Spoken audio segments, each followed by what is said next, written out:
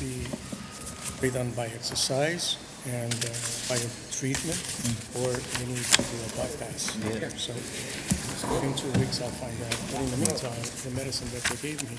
Good afternoon, ladies and gentlemen. Welcome to the Newark Municipal Council's public meeting. Please rise for the singing of the national anthem and remain standing for the invocation by Pastor David Ojo of the Christian Love International Church.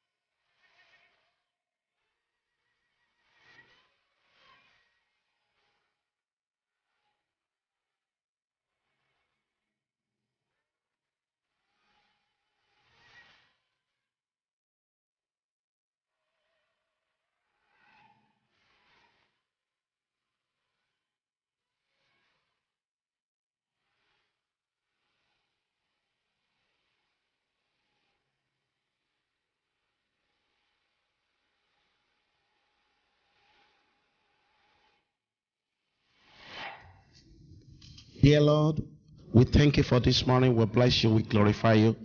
Thank you for the opportunity to see the first day in the month of November in the year 2017. We thank you for your protection over every city council, our mayor, and the city of Newark. Father, we open this meeting today. We ask, oh Lord, that you will govern, you will take control over this meeting in the name of Jesus. We pray, Lord, we ask, we speak to the city of Newark, to the north, to the east, to the south, to the west, and to the central world. We pray, let peace reign in the name of Jesus. We pray for all our city officials.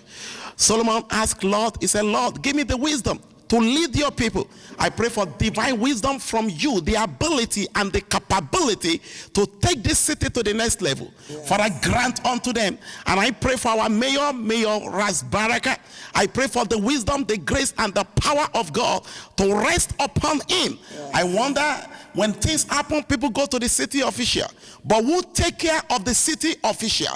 I ask today that God Almighty will back you up, every city official in the city of Newark. I pray that God will be with you. God will protect you.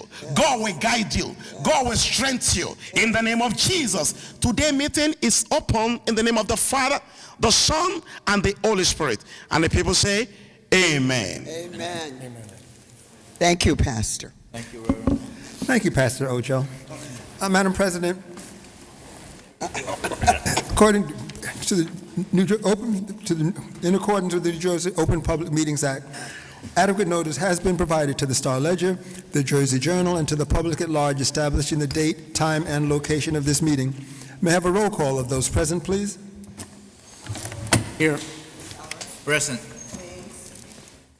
Absent. It's here. Absent. Callum and James are present. Those are the Osborne. Present. Here. Here. Here. On the agenda, Council of the Whole to accept the reports of the boards and commissions. Roll call.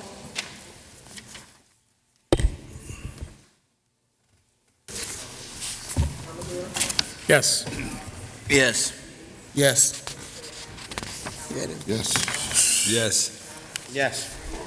Yes. Yes.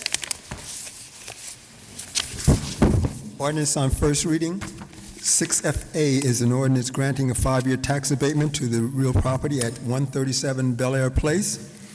Council of the whole to adopt. Councilman? There a second? Second. Roll call, Mr. Clerk.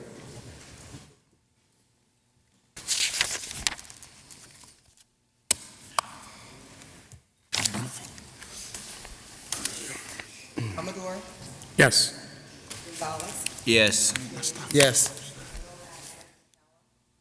Yes. Osborne, Yes. Yes. Yes. Yes.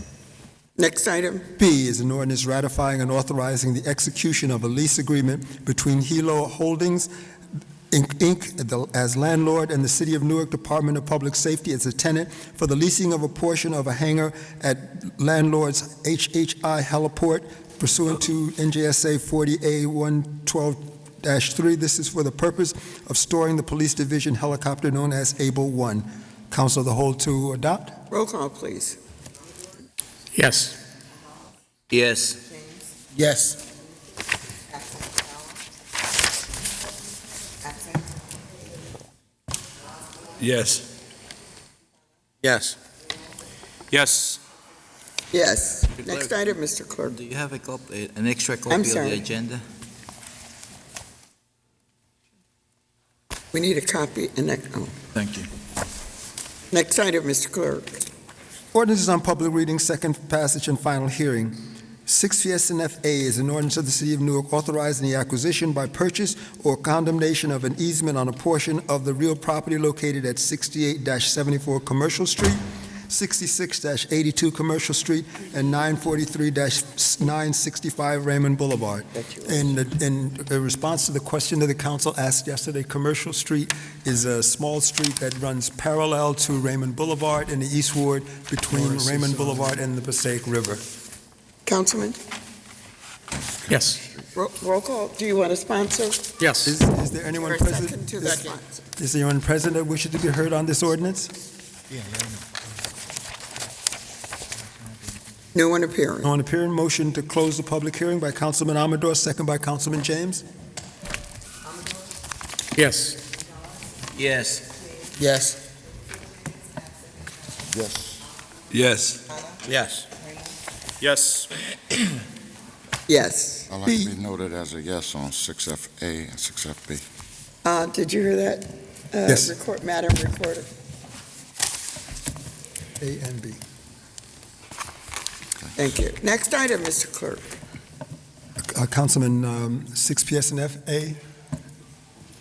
You wish, he was here for that. 6PSNF-B is an ordinance amending ordinance 6PSNF-E adopted on September 16, 1999. This would revise the selection criteria and program regulations for participation in the urban homestead program. Is there anyone present that wishes to be heard on this ordinance? No one appearing, Mr. Clerk. No one appearing. Motion to close the public hearing by Councilman James, second by Councilman Osborne. Amador, Yes. Yes. James, Yes. Yes. Yes. We Yes. lost your mic. Raymond, Yes. Mike. Yes. Resolutions. Resolution 7R1A is an authorizing resolution for the Department of Administration for a bid contract for nursing services for community health. At the request of the department, Council of the Whole to defer action at this time. Roll call to defer. Yes. Yes. Yes. absent McCallum, Yes. Yes. Yes. Raymond, Yes. Yes. Madam President, Yes, Councilman Amador. any reason why we're deferring this twice? Mr. Clerk? The health director requested. Yeah, they're looking for alternatives to that. Would you repeat that, please? That they're looking for alternatives to that. Oh, I see. Resolution 7R1B is an authorizing resolution for the Department of Administration for a bid contract for reflective and non-reflective sign materials. C is a authorizing resolution for the Department of Administration the use of a state contract for parts and repair for lawn and garden equipment. D is a ratifying authorizing resolution for the Department of Administration for the use of a state contract for mailroom equipment through 7R1D. Council of the Whole to adopt. Roll call, please. Yes. Yes. Yes. Yes. Yes. Yes. Yes. Resolution 7R4A is a authorizing resolution for the Department of Finance for a public service, professional service contract for online electronic tax sale. B is a authorizing resolution for the Department of Finance for cancellation of unprocessed checks through 7R4B. Council of the Whole to Madam adopt. President, if I Yes, may. Councilman, go right ahead. The ROK contract, I'm glad to report that next year, the cities have been Yes. requested to submit RFQs to select a provider, because this provider was the only one authorized by the state. And as expressed by me last year, Yes. I wasn't too happy with the way that we were forced to select only one provider that the state had approved.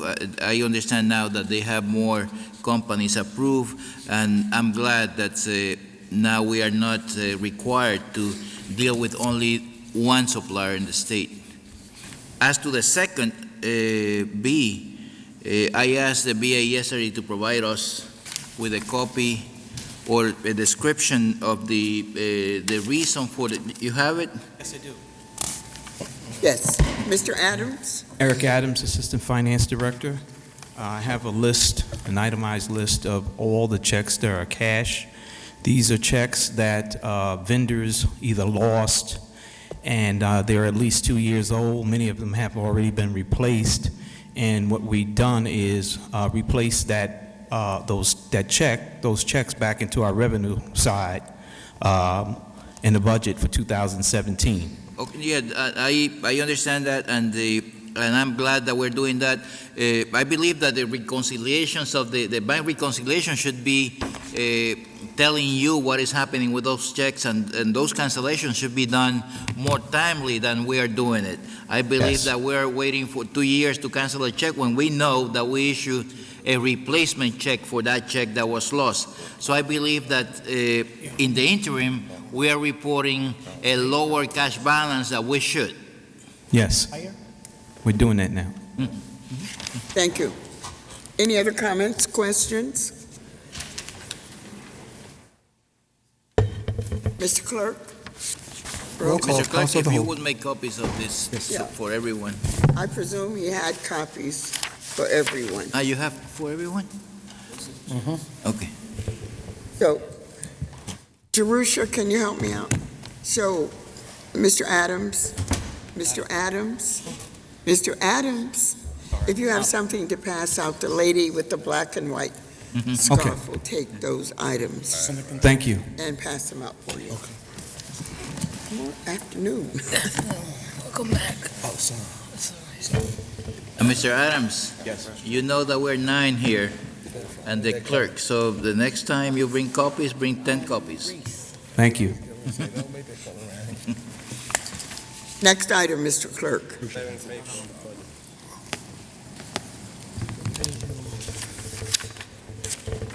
Seven.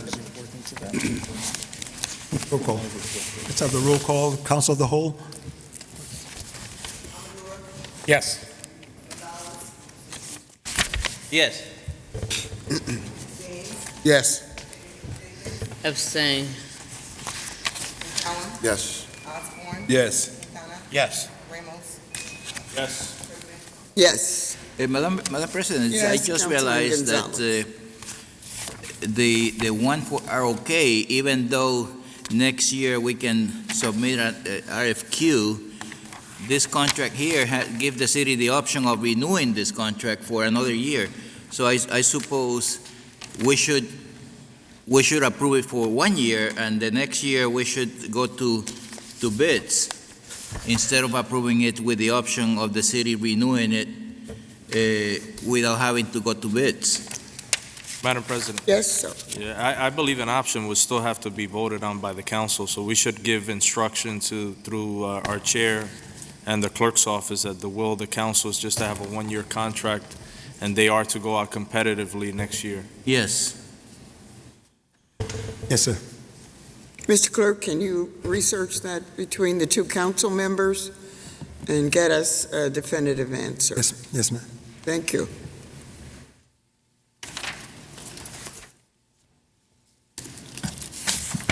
Seven R5A is a ratifying authorizing resolution for the Department of Health and Community Wellness for a contract with subrecipient to provide HIV/AIDS-related health and supportive services. Council of the whole to adopt. Roll call, please. Yes.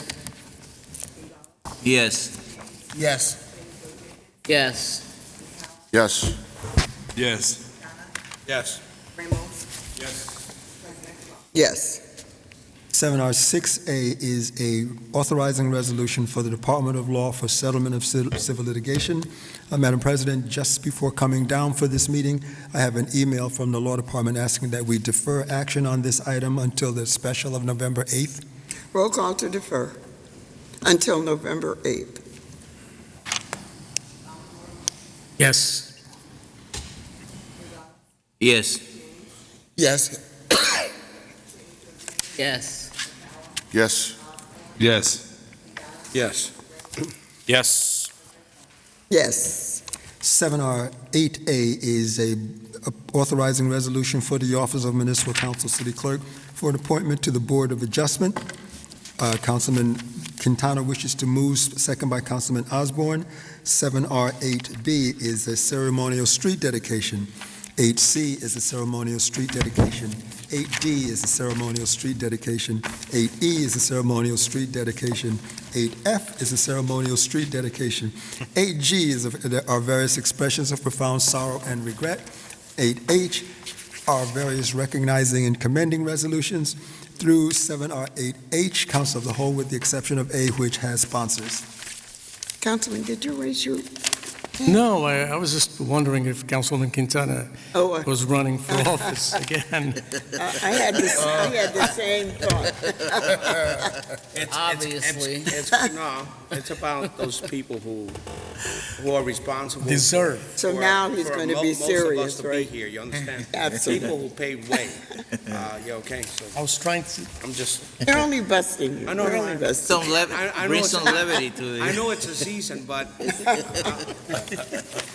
Mr. Clerk, roll call, please. Madam President, we may have I'm to sorry. transfer some money to traffic and signals at the end of the year. That's true. We have to All these add to signs their they gotta budget. manufacture. Roll call, please. send it to the Lord. Yes. Yes. Yes. Yes. Yes. Yes. Yes. Yes. Yes. It's the year of the king. 7R9A is a ratifying authorizing resolution for the Department of Public Safety, Division of Police, for the appointment of 3 Newark residents as Class 2 Special Police Officers. Council of the Whole to adopt. Roll call, please. Madam President, Yes. I didn't have an opportunity to ask yesterday. I didn't see anyone here from the police division. But why are these 3 appointments coming at this point? Did they miss appointing these specials with the previous group? Sergeant Cooper is here. Yes, good morning. My name is Sergeant Cooper. I'm the Special Police Liaison. In answering your question, these 3 gentlemen, they are retired Newark police officers. Oh, okay. And pretty much, I was asked by the Chief of Police to put the names in and do the investigations on them. And Hey, can you ask the chief and the director when they plan on having another class? Because each one of us, I'm sure, are getting requests from people who live in the city that have expressed an interest in the Right. Newark Special Absolutely. Police. And it's been a number of years since we had a police class for the specials. So can you just ask and give that information over to the clerk whenever Yes, you sir. can? I'll definitely officially ask them. That's a question that we constantly ask. And the answer to that is, well, they're busy trying to get the regulars in, and there's only so much room in the police academies, but I would definitely ask and get a more official How many answer. commissioned specials do we have right now? What's the total number? Right now, we have a total number of 115. Thank you. Yes, sir. Officer, Any other questions? Sergeant, Councilman Gonzalez. these are new ones, no? Yeah, these three are brand new. Okay. Yeah, they were just, We approved the ones that were grandfathered. What about the ones that reside in the city of Newark? Did we approve those too? the non-resident one? We approved the non-residents Right. and The one the for residents. the one for the residents, that's still in administration. Okay. I checked yesterday, and that's actually at the police director's office, and I guess it just needed his signature to be sent over here to be put Okay, on the agenda. okay. Thank you. Thank you. You're welcome. Next item, Mr. Clerk. Now the roll call on 9A, Council of the Whole? Oh, yes, roll call, please. Yes. Yes. Yes. Yes. Yes. Yes. Yes. Yes. Yes. The added starter page. 7R2A is a ratifying authorizing resolution for the Department of Economic and Housing Development to apply and accept resolution for the application and acceptance of loan funds from the United States Department of Housing and Urban Development.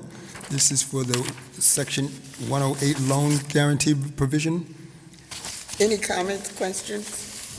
Did we ever get a listing of the CDGB block grant monies that have been expended over the years? No, I have not seen that.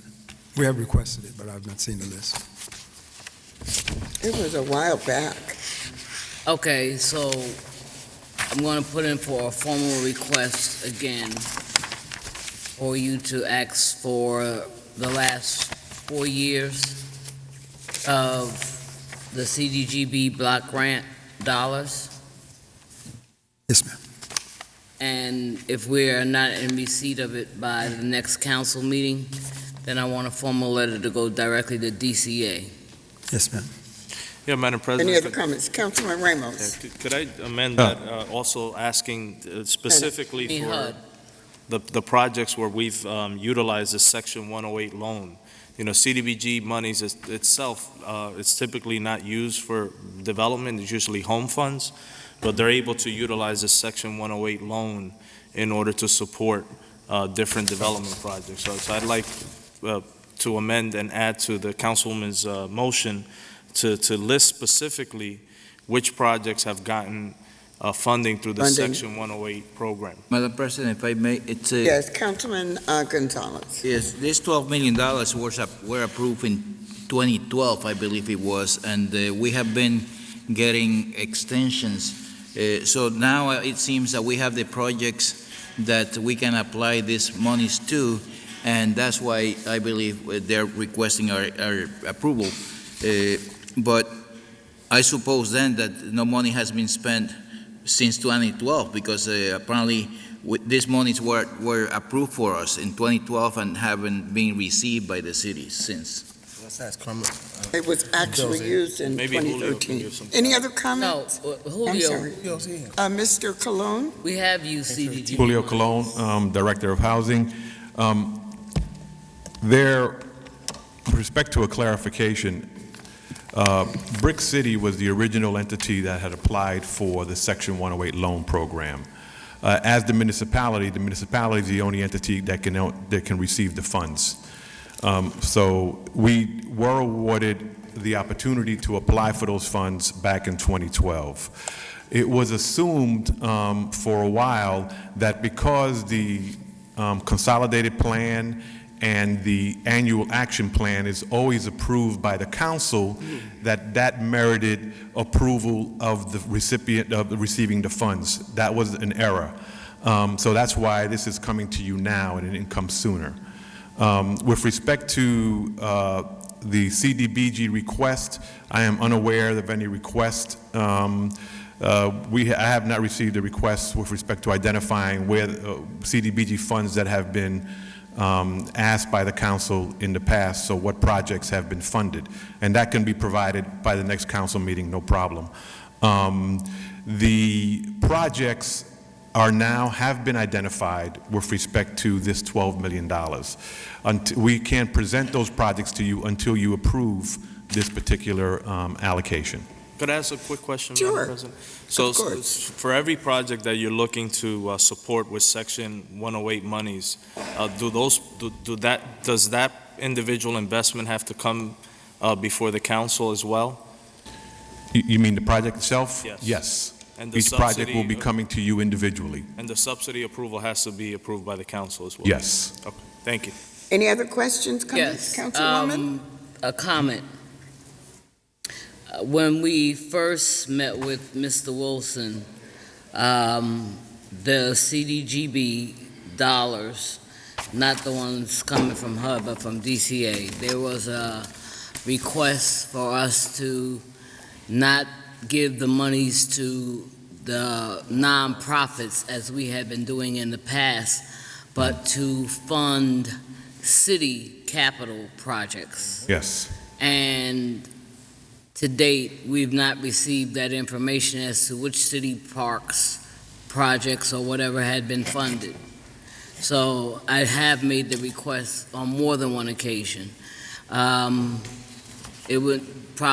letter went directly to Director Wilson at the time, but that is something that I would like to have as soon as possible.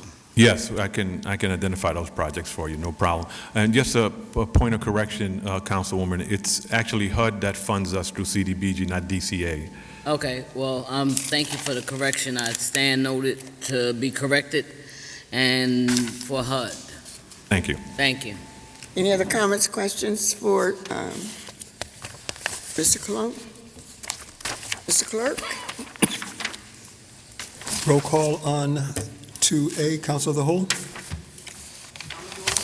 Yes. Yes. Yes. Yes. Yes. Yes. Yes.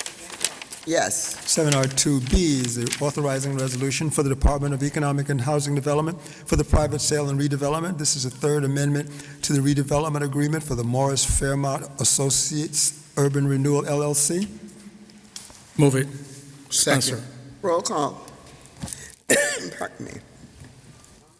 Yes. Yes. Yes. Yes. Yes. Yes. Yes. Yes. Yes. Madam President, before Yes, we move, Councilman Gonzalez. this one provides for 1% of the equalized assessed value of the improvements. What improvements are we talking here? With the improvement that we are the modified or the total improvement for the Morris project? If I'm not mistaken, it's remediation. Remediation, yes. No, but Mediation. this says, it's talking the same, it says here that they are going to pay to the city 1% towards the affordable housing fund of the equalized assessed value of the improvements. So I want to know if it is the total improvements that they have made to the area or just improvements authorized by this. Mr. Crump? Good morning, Council President, or afternoon, Council President, members of Council. I have to say, Councilman, I can get back to you on that. I don't know the answer to that question, but I can get back to you in writing later on today. Yes, please, confirm. because if it is a total project, it's a big chunk of money. Yeah, it's probably not, but we'll see. safe I'll let you know inside. exactly. Okay. Thank you. Any other comments, questions? Mr. Clerk? 7R2C is a authorizing resolution for the Department of Economic and Housing Development for the investigation of an area in need of redevelopment. Sponsor. Second. Roll call. Yes. Yes. Yes. Yes. Yes. Yes. Yes. Yes. Yes. 7R6B is a ratifying authorizing resolution for the Department of Law for the acceptance of a gift. Council of the whole to adopt. Roll call, please. Yes. Yes. Yes. Yes. Yes. Yes. Yes. Yes. Yes. Back to, Madam President? Yes, Councilman I know Reynolds. as of yesterday, I spoke to Larry, there were a few potential added starters concerning sale and redevelopment of some industrial property in the North Ward. I'm not sure, I guess that failed to make it on the agenda today, so I would just ask Larry if he could give me a briefing on that. And secondly, I'm trying to figure out, we have a special next week, and if it's possible through your chair, We that we can. consider putting these items on the agenda, if they're agenda ready. if I may, Madam President. Councilman, Yes, Mr. Crump? we have, Oh, I'm sorry. we've been working with the department. Yes, the items, we were missing documents on some of these items, so they didn't make the agenda, but we have told the department that we will pull them into the special for next week if we get everything by Friday. Does that Does also that work, include the Councilwoman? Livingston, Somerset? Livingston, Somerset is being held, I believe, by the state monitor, so I can't speak to where that's going at this point. Well, somebody has to know the answer to that because of the simple fact, we're talking about affordable housing. We're talking about the financing of affordable housing in which a project could be lost from the buyers walking away. And we're talking about not gentrifying this city. So what is the state monitor saying? Because he doesn't say anything else about So, Councilman, what I can say is that in fact, right now, Julio Colon is meeting with Mr. Neff of the State Monitor right now to discuss these matters or the issues that he has with them to try to resolve whatever issues and move forward with the matter. So they just walked out 5 minutes ago. So our goal is to try to get this on the agenda. Folks, I recognize. So we can expect a response for the councilwoman Oh, absolutely. even before possibly the end of the week. Madam President, Yes, excuse I'm me, sorry. Councilman. Okay. I just find it interesting, this is the same state monitor who will approve executive orders, who will approve festivals that weren't budgeted into the city dollars, and here we're talking about affordable housing and making sure people keep their housing, and we can't get a straight answer from him. This is the same state monitor who said it was okay about the prescription benefit card, and then we can't get a straight answer from him? Well, Councilwoman, I can say he has provided us with his comments. And what Julio was meeting with him is to discuss those comments and make sure we can resolve those issues. So it's not like he hasn't given us what were his concerns. We do have them and we're addressing them, and that's what we're doing now. Okay, but again, I'll put it on the record. This is an issue that's been going on. This has been trying to get on the added starter or on the main agenda for at least the last 4 weeks. Okay? So when he finishes meeting with Mr. Colon, does he leave the building or does he stay? To be honest, I don't know his schedule. I just know he's here.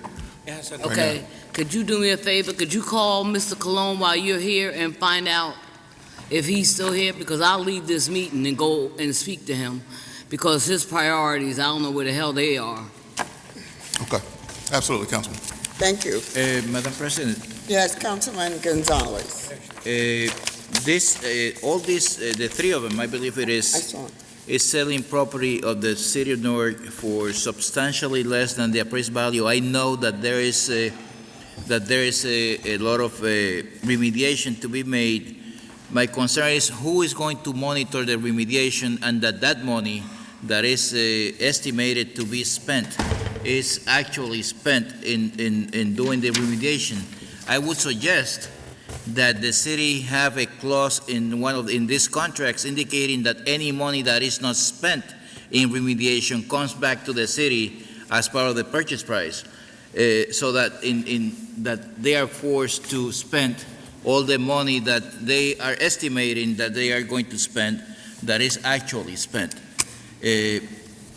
We're selling a ton of property here for $40,000, $50,000, and I believe that even another one for $50,000, the one in the two in the North Ward and one in the South Ward, I would love to have a provision indicating that whatever monies are not spent, that come back to the city as part of the purchase price. I would love to hear if that's possible. How? Unfortunately, Mr. Cologne just walked out with the councilwoman. But, Mr. Clerk, if we can request that in writing? Yes. Yes, the answer is yes. Any other comments, questions? Mr. Clerk? Back to the agenda, we are on page 17. 8A is a ordinance granting a 5-year tax abatement to the real property located at 625 Hunterdon Street. Councilman James wishes to move, second by Councilman Osborne. Roll call. Yes. Yes. Yes. Yes. Yes. Yes. Yes. Yes. 8B is an ordinance amending Section 23:2-1 one-way streets of Title 23 traffic. This would amend the one-way street designation for East Runyon Street between Elizabeth Avenue and Frelinghuysen Avenue.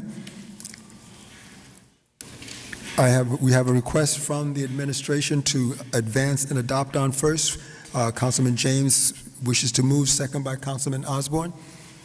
Roll call to advance and adopt. Excuse me. Roll call. Oh. Yes. Yes. Yes. Yes. Yes. Yes. Yes. Yes. Madam President, this Madam item... President, if I may refer back to the sale of the 2050 to 2070 McCarter Highway, the actual document reads 57 Sawmill Hill Road, Kinnelon, Newark. So there's a typo somewhere there in the first page of the resolution, and then on the second, whereas on the second page, it refers back to an ordinance amending Ordinance 6SFD dated June 6, 200, so it's missing a number. Mr. BA, acting BA? Yeah, Madam President, Yeah. let me just note that the councilman's referring to, I don't have a copy of these resolutions, which is a part of the problem. I guess maybe someone dropped them off in our offices prior Yes. to the meeting. Yes, they did. But this hasn't, I don't have a copy, and it never even made the agenda for today, so. Yeah. No, it's before it makes it to the agenda, maybe we can proofread it and make sure that it's correct. I have Louis, yeah. Yes, sir, I know. Louise. Did he answer? I was talking to the No, council. I believe, I'm asking just that they be proofread and make sure that they are correct. This is a permanent record of the city of Newark, and we should not have that kind of mistakes. Thank you. Mr. Clerk? Madam President, the 8B has been adopted on first reading as 6FC. All items adopted today on first reading will be advertised in accordance with law, and a public hearing will be held at the council meeting of November 13th, beginning at Monday, November 13th, beginning at 6:30 p.m. here in the council chamber. Concludes do you want to go to the hearing of citizens before motions? I'm sorry, what did you say? You wish to go to hearings of citizens before motions? Oh, yeah, let's do Okay. that. Ladies and gentlemen, we are now in the hearing of citizens portion of this meeting. Only those individuals who have signed up by the closing deadline will be permitted to speak this afternoon. When your name is called, please step to the microphone and state your name and address for the record. You will be given 5 minutes to speak. When you begin speaking, you will see a small timing device on the podium in front of you, which will begin counting down your time. When you reach the 4-minute mark, the yellow light will illuminate, and when you reach the 5th-minute mark, the red light will illuminate, indicating that your time has expired. Please address all questions to the chair and not to individual council members. Please look forward and speak into the microphone. We are Drinking or eating. recording these proceedings, and if you turn away to speak to the audience, we may miss part of your statement. The first speaker for today is Dion McCutcheon. Not appearing, Mr. Clerk. Brenda Toyloy. It's good to see you, Ms. Toylow. Good afternoon. Hi, Councilwoman, Council President. My name is Brenda Toylow. I live at 229 Renner Avenue, and I'm here today before you in the name of Jesus Christ, as the preacher said earlier, and hope that everyone understands what I am saying today. The city of Newark is manipulating the records, the water records, okay? 2016, let's start with 2015. The contaminant level of lead was over 37 parts per billion. It was reported in 2015 that, and I have the records here, okay, that there was no lead in the water. This is a crime that the records are being manipulated. Today, from January 2017 to June 2017, the lead levels were also above the 15 parts per billion. You know, we have to understand that even though the level is set by EPA, it doesn't take away the fact that the children are affected by parts per billion of 3.8 to 15 parts per billion. Okay, so there's a high loss of IQ ability in children when this happens. Also, what's not being reported, and I think that the persons that are responsible for the testing don't understand that cysts, cryptosporidium, giardia, toxoplasma, is not inactivated by chlorine. That is common knowledge amongst scientists. And what's happening in 2015, November 2015, until February 2016, they were out of compliance for the technique that is used for chlorine contact time. And so there's an dousing of the water with chlorine. And that chlorine, what it does, people don't know, we have a high rate of cancer in this city, okay? The chlorine, when it mixes with naturally occurring microorganisms in the water, like dead fish and dead leaves, and different naturally occurring microorganisms in the water, it causes cancers. So, for 2016 report, it was not reported that the trihalomethane, the bromodichloromethanes, the EPA standard, maximum contaminant level standard is 0.4 parts per billion. It was recorded at 9.74 parts per billion. It had exceeded from 2010 until now. So people that have cancer, look to your waters. Okay, chloroform, the maximum contaminant level is 1 part per billion. It was recorded from 2010 to 2016 at 60 parts per billion. The chromium-6, which just started really being tested, I don't know if Newark had the methodology for testing the chromium-6. That's the Aaron Brockovich, okay, contaminant. The level is set at 0.02 parts per billion by California, which is like the go-to state. I wish Newark was the go-to state, but Newark has 0.41 parts, 9 parts per billion.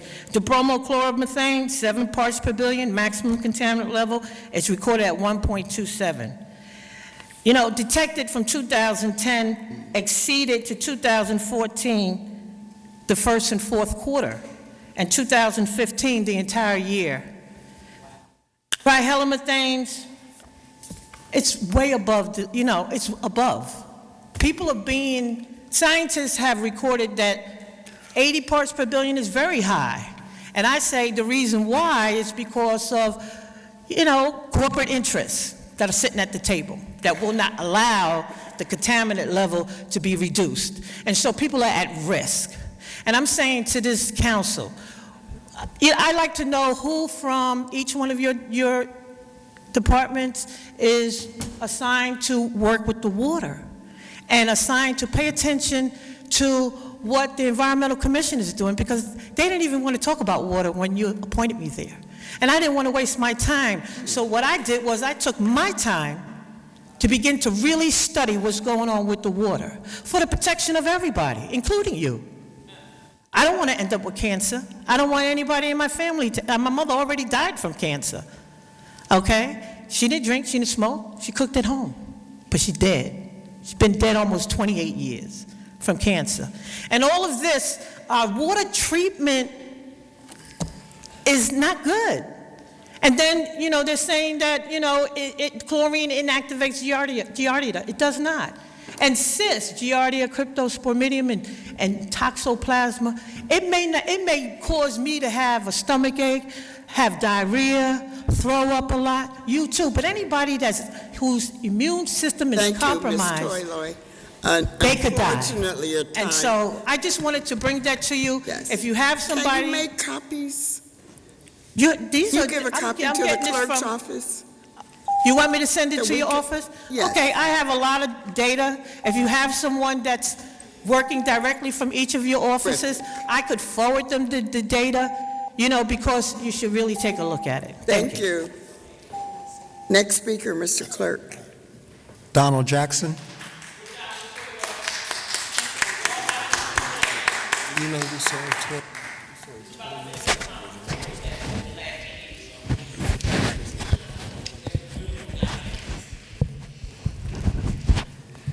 You know that. I want to just say our something. water is contaminated. Our water comes all the way from... And that bottled water that y'all are drinking, obesity, diabetes, and cancer.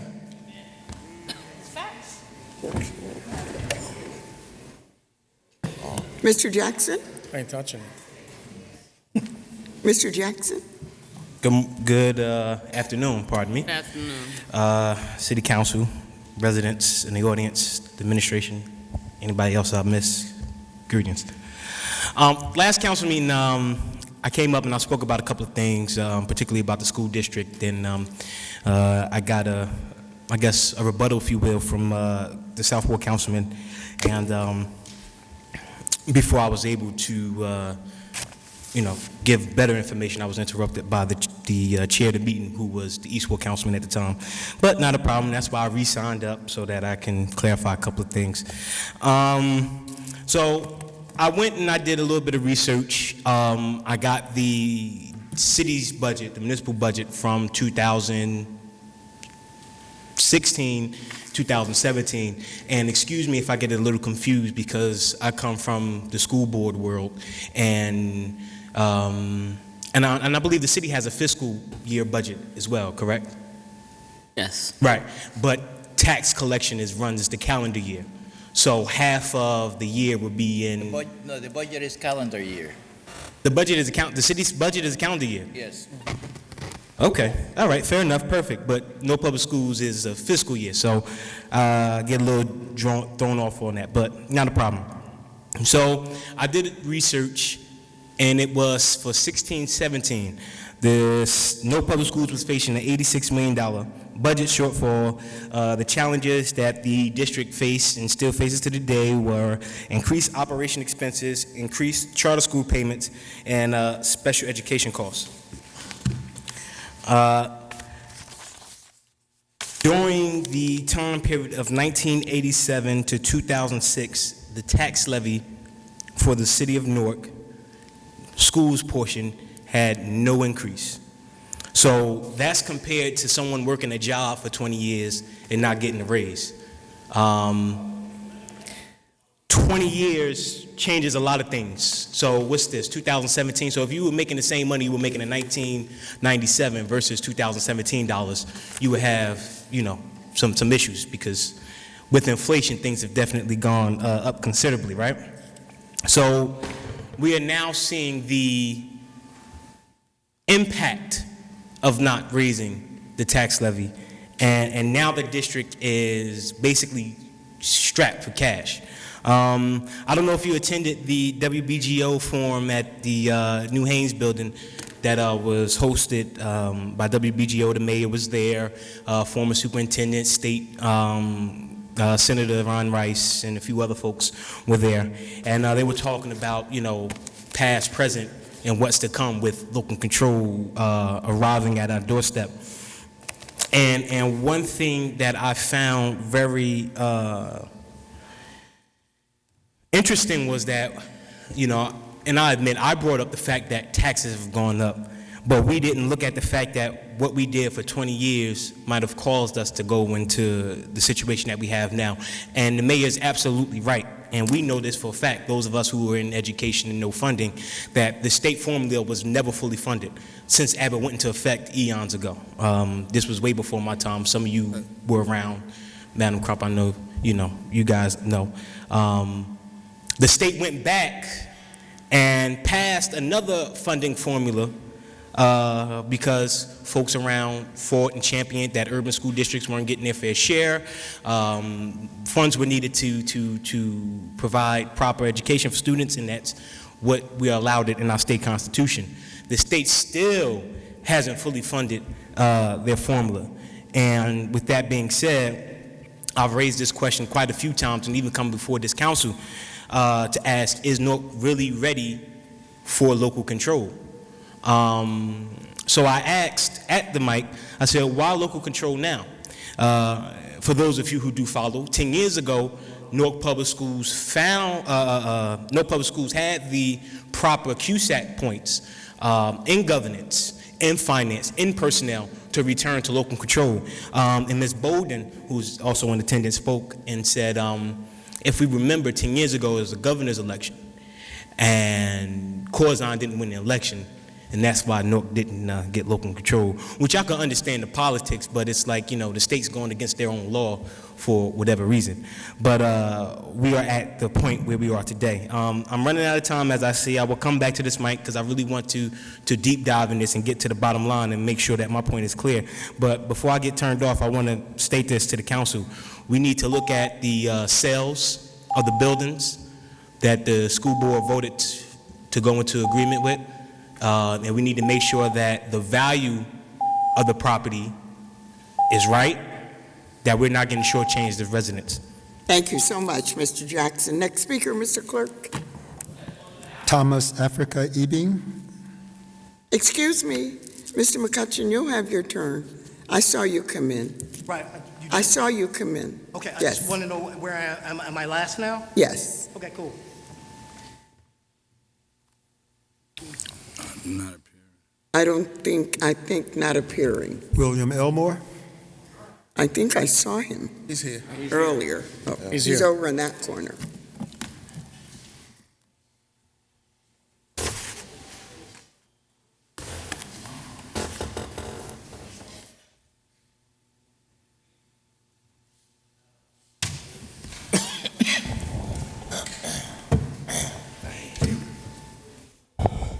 Good afternoon to the City Council, Council Good President. afternoon. My name is William Elmore, Jr. I reside at 194 Tuxedo Parkway, Newark, New Jersey, 07106. Reason why I came before the council today, it is now November 1st, and I have to give the city a heads up that when the snow does fall this year, if the council could see to make sure that they shovel off the handicap spots on the city properties, especially City Hall, because last year it was not done. So I ended up getting up on a pile of snow with my handicap ramp on my van. So I also have a car now to run around with, so hopefully between the two, I'll be able to conduct my business as well as a lot of other disabled people within the city of Newark, or who does come to visit the city of Newark. My other thing that I have this morning is with the city sanitation trucks. They come to each of the properties and they pick up the trash. They do a pretty good job at that. But unfortunately, there's an ordinance on the books where we, when I was with code enforcement, we would have to cite the city trucks that have liquid material or refuse coming out of their vehicles, their trucks, because, they are not supposed to have those liquids come out onto the streets or wherever. But the sanitation trucks, when they pick up the refuse and they squeeze everything together, there's a lot of liquid that comes out of those garbage trucks. And I'm in a wheelchair, so it's a little difficult for me to go to my house, pull out my water hose, and have to spray it down every Tuesday and Friday, because all of this. And I'm sure that a lot of people in this room, as well as yourselves, could identify with what I'm speaking on. So if there's some way that we can resolve this issue, be greatly appreciated. And I'm sure the city will definitely appreciate it as well. And that's all I have to say to y'all today. Thank you. Thank you. Thank you. Next speaker, Mr. Clerk. Oprah, all right. Not appearing. Dyron Thomas. Not appearing. Mujiba Wadu. He is appearing. He. What would I say? He. Madam is appearing.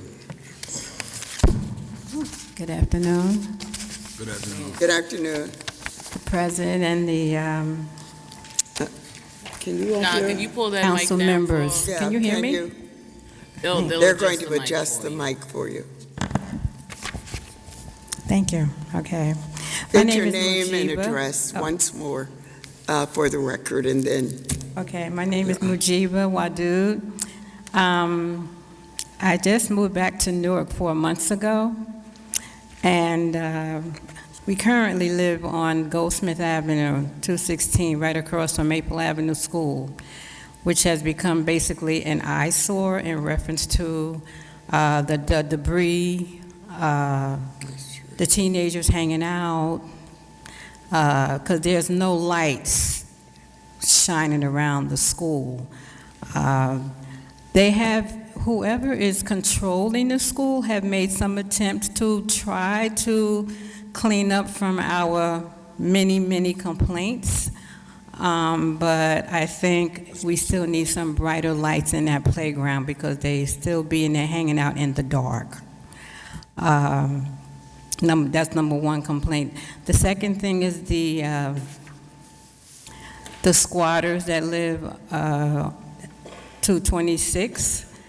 I'm not sure what's going on with that house, but it would be, I don't know how the city deals with squatters. Do they just let them have the house and do their drug trafficking and just close their eyes? I don't know, but I have called so many times because of the drug trafficking in our block. And I'm not trying to put myself and my family in jeopardy, but I called the police department one day. I said, look, usually the drug trafficking is 100 feet up the street from the school. This particular day, it was right in front of my house. These big dudes who don't work, hanging around, cars coming through New York, so on and so forth.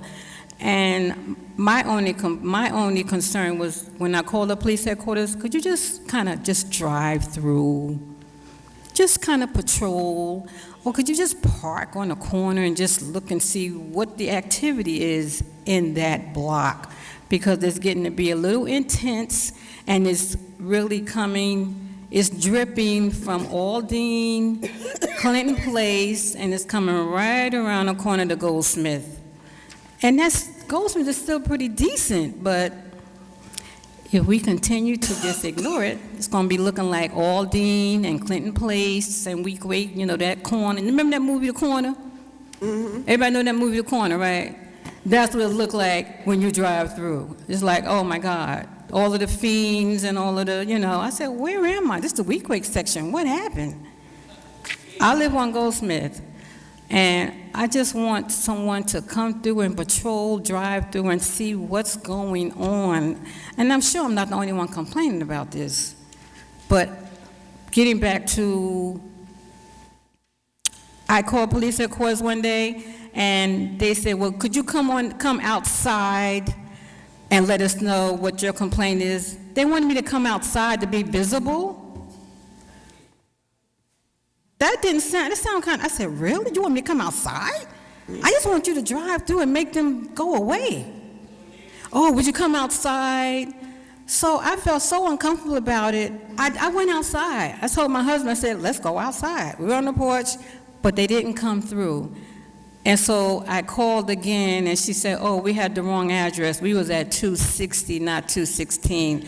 I said, well, thank God. They would have put me on the radar without me even realizing what was happening. But my whole thing is, it's going on every day, all day long, and the patrol just come through, investigate, get rid of the squatters so we can clean up our block. Because I live there now, and I want something done. And I'm willing to do that, my husband and I both, so that's why I'm here. So please, I hope you're hearing me. Let's not wait till somebody die or a shootout, which they have around the corner all the time, before we do something. That's a nice area, Goldsmith. I used to live here. I went to school here. I worked here all my life. I moved away for 14 years. I come back. Oh, my God, weak section. What happened? My son bought a house. We all living together now. And I'm out there sweeping and looking at how people poop on your property with their dog. Nobody carries a pooper scooper. I said, what happened? No pooper scooper? So please, we need to take our community back. And that drug trafficking, squatters in these empty houses have to be dealt with. Oh, that's my time. Oh, I'm gone. You don't have to leave, Ms. Wadu. Okay, thank you. No, Ms. Wadu, thank you for your comments. You're not the only one that's been complaining. That's why I had fences put up around Maple Avenue. Do not classify it as a school anymore. It is just a building. There are not supposed to be any kids in the playground or in the building. That's why they put the fences up. So they're not going to do any new lighting. They're in the process of selling that to the Hanini brothers, and they're going to make it housing. So it's no longer going to be a school. I will reach out to the police department, get more patrols, and my staff member, Hardy, will get your information, and we'll talk about those squatters on your block. Thank you. One other quick question, Mrs. Wadud. Are you a member of the Wequahic Historic District? It's a Southward organization. No. So if you can give the councilman his... We'll give you the information. They meet... And we'll include you on that list. Okay, thank you. Councilwoman Cheney-Phil Jenkins. Yes, in regards to and Mr. Jackson touched on it earlier, the Newark Board of Education entered into an agreement with the Newark Housing Authority to be the fiduciary agent in order to sell some properties, to get them off their rolls, and they were formerly schools. We need to know the status of those sales, because in some cases, have they closed as of yet, or has money been deposited because they've gotten deposits in good faith? If they are now the owners of the property, or have signed commitments to do the closings. I think some of the closings have taken place, some of them may be still in the process of taking place. They have a responsibility to make sure that they do more than just put some fences up. They have a responsibility to make sure that the area is kept clean. They have a responsibility to make sure that there's lighting sufficiently put up there, because they shouldn't do it just when they're going to open it up and make their profit. They bought it knowing what it was, knowing the area it was in, and they have a responsibility to not become bad neighbors and add to any problems that are existing. And in keeping with that, the Star Ledger building, There's two pieces of the Star Ledger, three pieces, I'm sorry. One was purchased by a charter school. So can we send that charter school a letter? I know they're still doing construction, but the workers there are throwing the garbage down on the side of the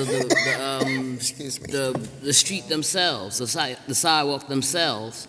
And then across, I believe that the larger building where most of the office space was, that it was purchased. We need to contact the owner. I think they said that it was somebody who was storing artwork in there now. And if they're storing artwork in there for Sotheby's and other places, they need to clean up around that area because it is in disrepair, it's garbage and filth, and if it was a small business or a homeowner, they would be getting a fine. So I want to make sure that we're sending the notification and letting them know that they have a responsibility to clean their area. And we need to find out from Newark Housing Authority the sale of those buildings, how much were they? And how much of the value of the property was sold as close to the appraisal amount as possible. Thank you. Next speaker.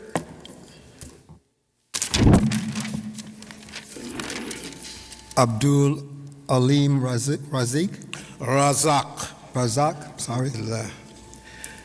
With God's name, merciful benefactor, merciful redeemer, to all the council, honorable council people here today, my name is Abdul Alim Ibn Abdullah Razak. I reside at 216 Goldsmith Avenue. My wife was the one just before me. We have just moved back in Newark again. It's we're going on our 5th month. We finally passed our 4th month. But within this time, we've experienced certain things. Yet we are people who are totally dedicated and committed to public service work in Newark. And even while outside of Newark, our commitment has been that. Now we live in Newark. I truly understand now what it's like for someone to work in Newark but live outside of Newark. You may be concerned about the matters that go on in Newark, but you don't really have it unless you live in Newark. The drug dealer situation, like I said, we were born and raised in Newark. We graduated school in Newark. We know what the drug trafficking is all about. As a matter of fact, our children even tell us, and they're all grown, they says, listen, this is the way it is. It's unbelievable to accept. It's unbelievable to accept. For instance, on Goldsmith Avenue, you have the beautification islands. Beautification islands. But it's not kept beautiful. The drug traffickers that are in our neighborhood, they don't even live on the block. However, they have a daily shift. When we did call the police to come to stop by, just to stop by, they did ask us to come on outside. We went on and did it. But then the next day, the drug traffickers came and stood in front of our house with 2 guards off to the side. So to live in Newark now, and to promote Newark now, looking for a better quality of life, which we will be a part of, because you'll see me here.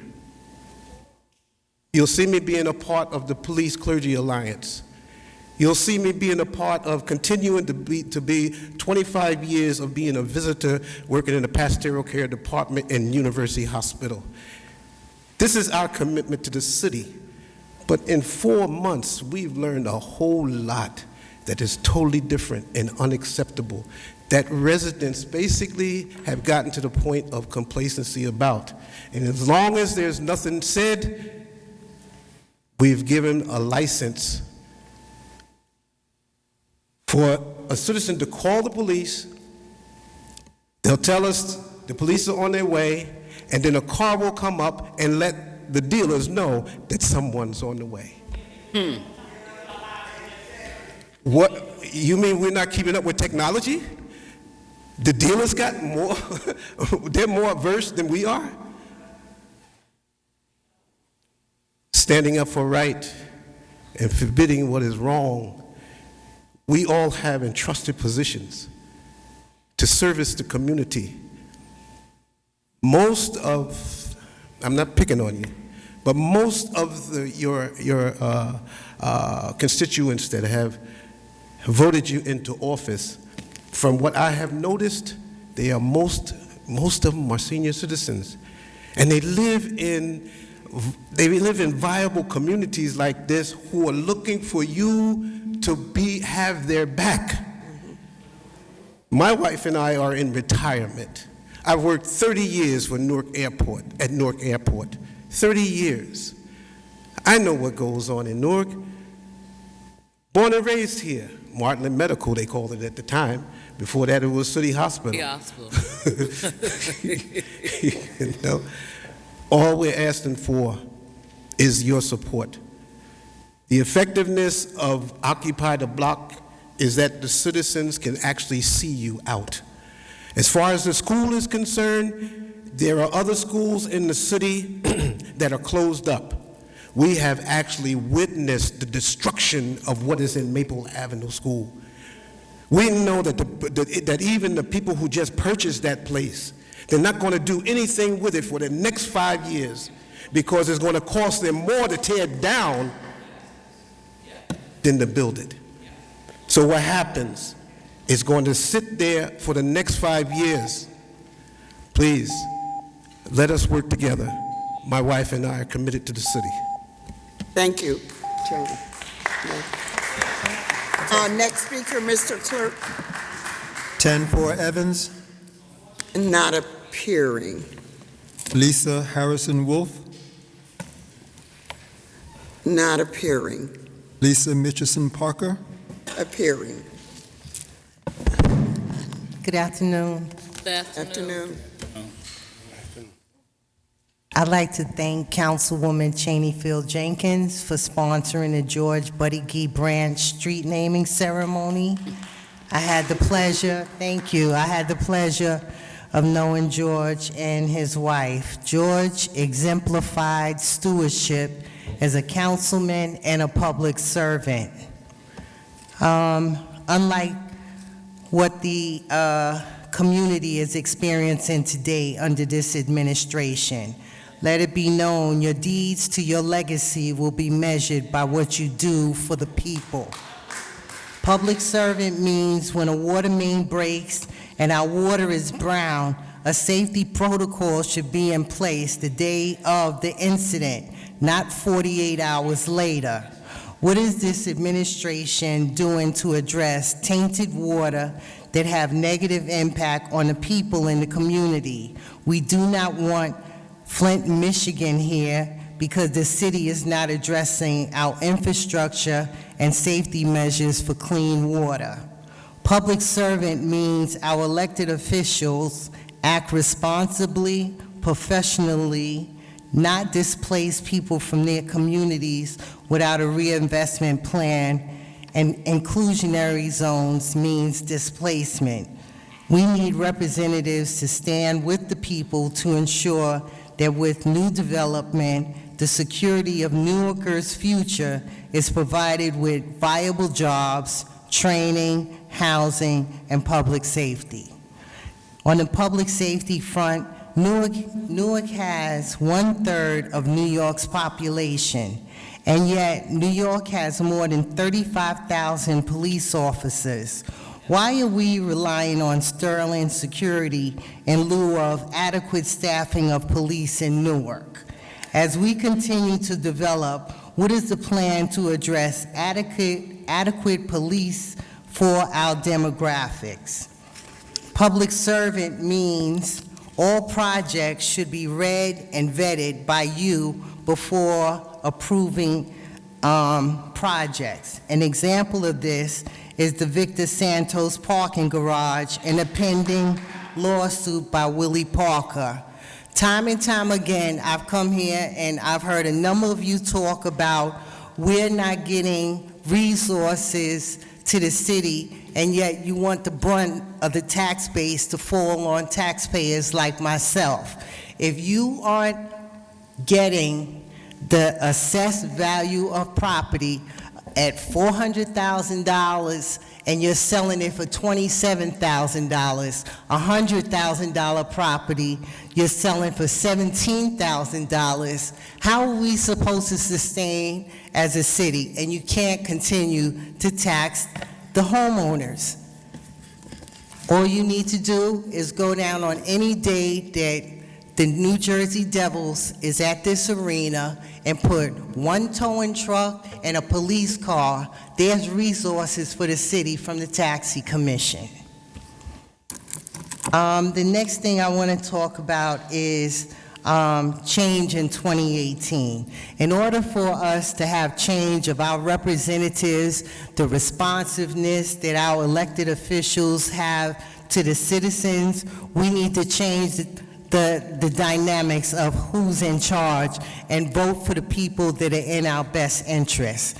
And for those of you at home on Facebook, because I'm not a social media person, those of you that are doing community activism from your Facebook page, I suggest you get out onto the streets and be a foot soldier to get the people out to vote for the elected officials that are going to represent our interests. People, November 7, get out and vote. Murphy and Oliver. Thank you.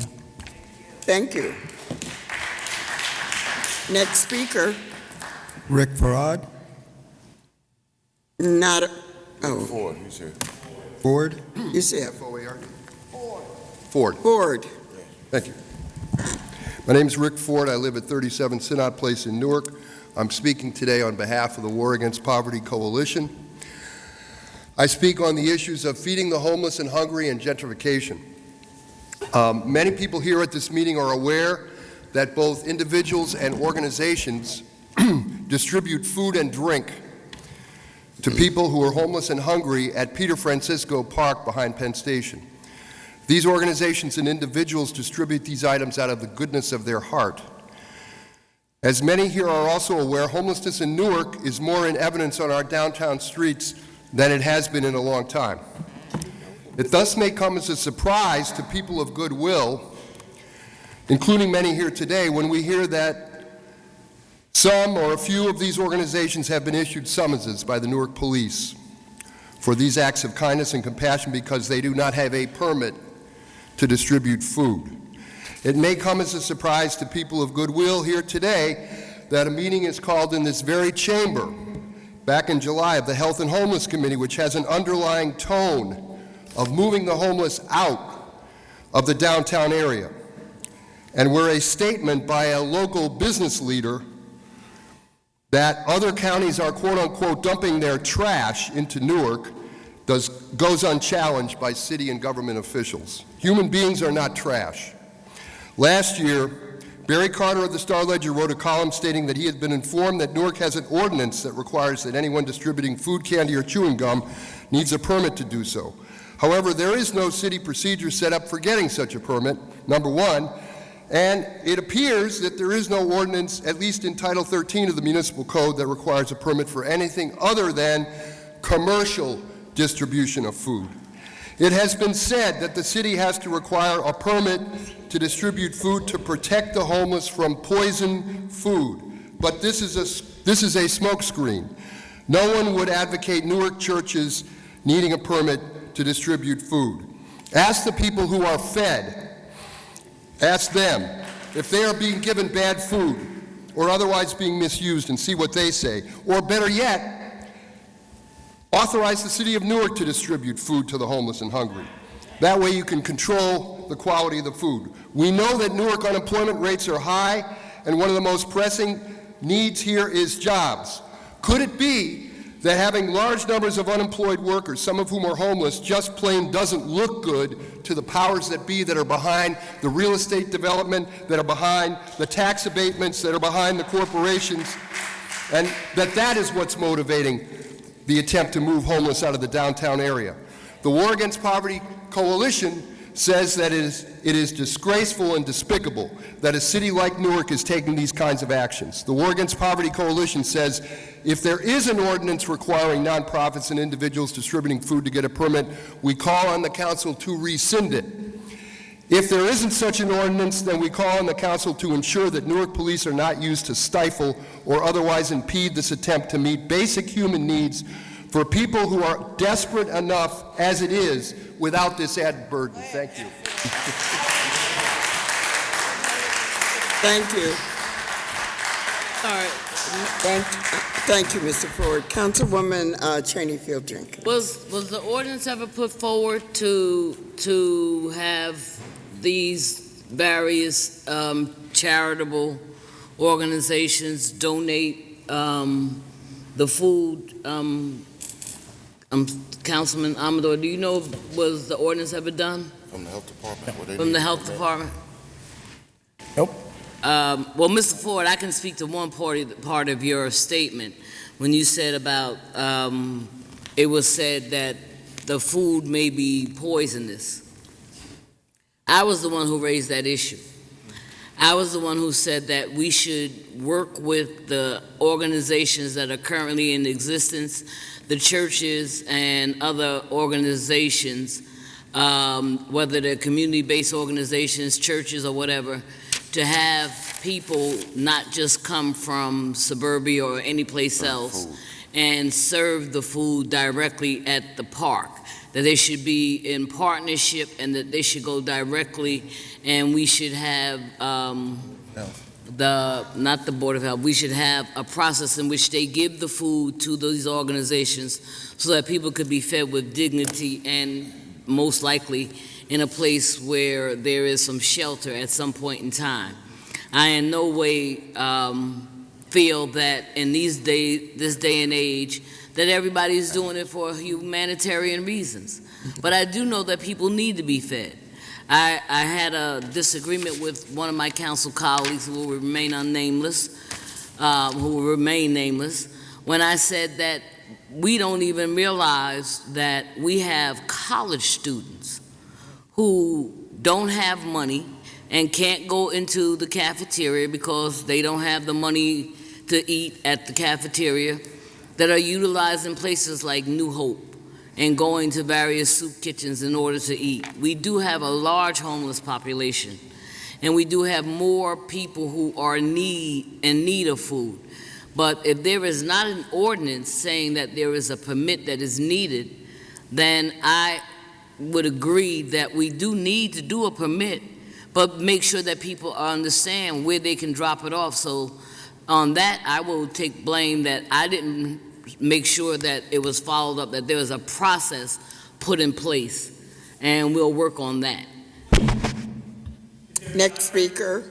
Can I follow up? Councilman. Can I follow up on the statement made by the councilwoman? No community is more affected by what's going on at Peter Francisco Park than our community, the Ironbound, because of the closeness to Penn Station, primarily.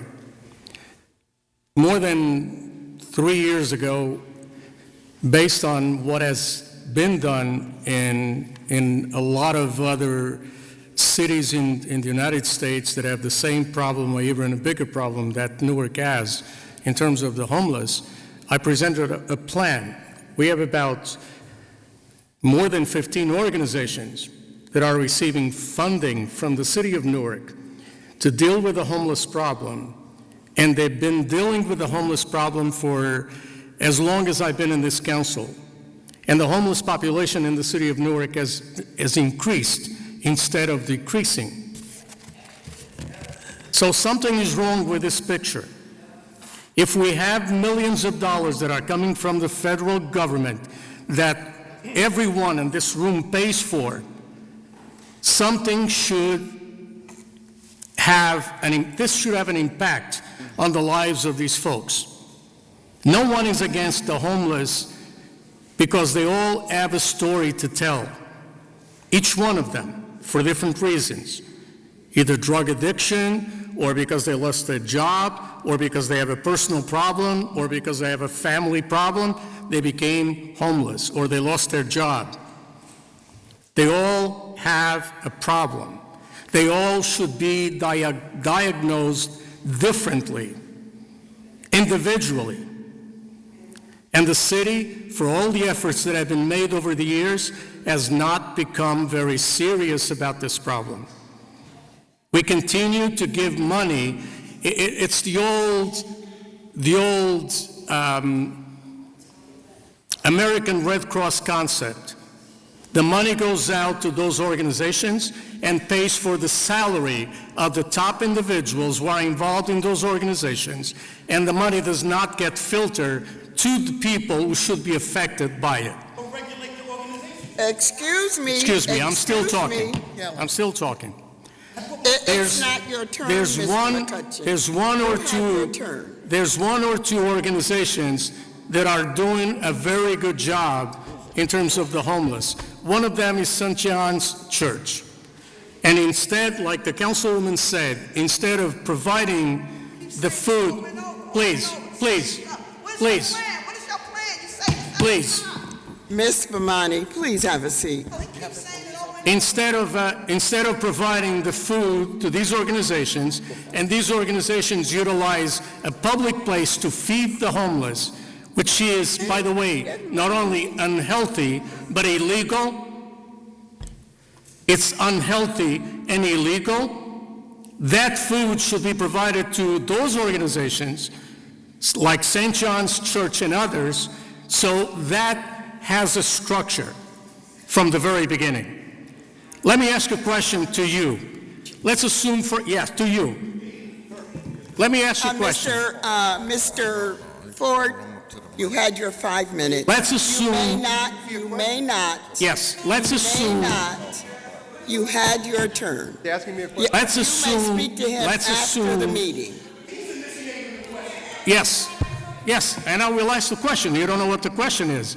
But let's assume, for example, that after an organization... Mr. Ford, Councilman, excuse me. Mr. Ford, please take your seat. Thank you so much. You can discuss after... Let's assume that after an organization goes to Peter Francisco Park or any other public place and feeds the homeless, somebody dies because of the quality of the food that is being served without a permit. Who's liable for that? Who's liable? Excuse me. Next, excuse me, Councilman McCallum. Rick, it's disturbing that the comment that someone called the homeless trash, because I can assure you, we don't feel like they're trash. And I'm chairman of the homeless committee, and we are actively planning to move the homeless, not because they're trash, but because we want to put in some protocols, and we want to have a plan where we can give them holistic services, where they can do referrals, they can see doctors, and we are planning to meet with the corporate community next week. I'm actually going with the director of the health department. We're trying to get sustainable funding for the project, where they'll put them in a building with 300 beds, which is the plan. But one of the issues is that they continually send homeless here to Newark from other places, and we have to address that. And we're concerned about what they eat.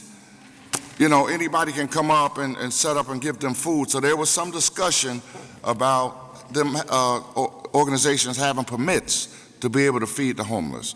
But I don't even think they've implemented, but it was discussions about that.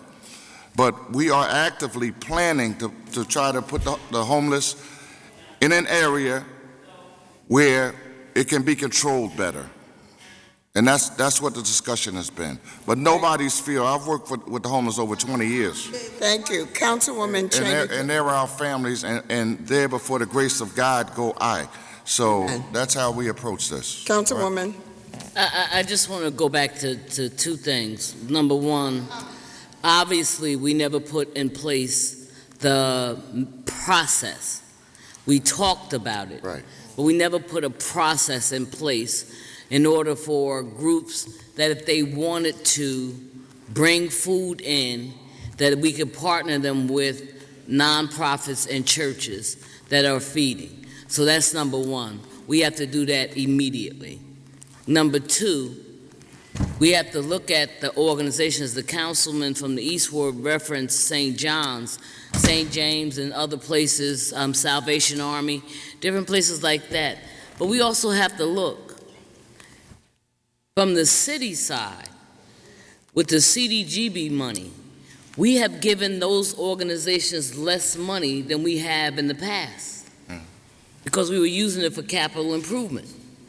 Okay? So instead of us giving it to the experts, the city is now getting ready to take on the responsibility of doing a homeless shelter. That means you have to have case managers. That means you have to have people who are counselors. That means you have to take on all of that responsibility to make sure. And now you're really opening up the city to a lawsuit. Because if anything happens in those shelters or around those shelters, instead of giving it to people who know how to do it, who've had the experience of doing it over 20 some odd years, now we have opened up the city of Newark for liability. And we may not be able to do it the best way.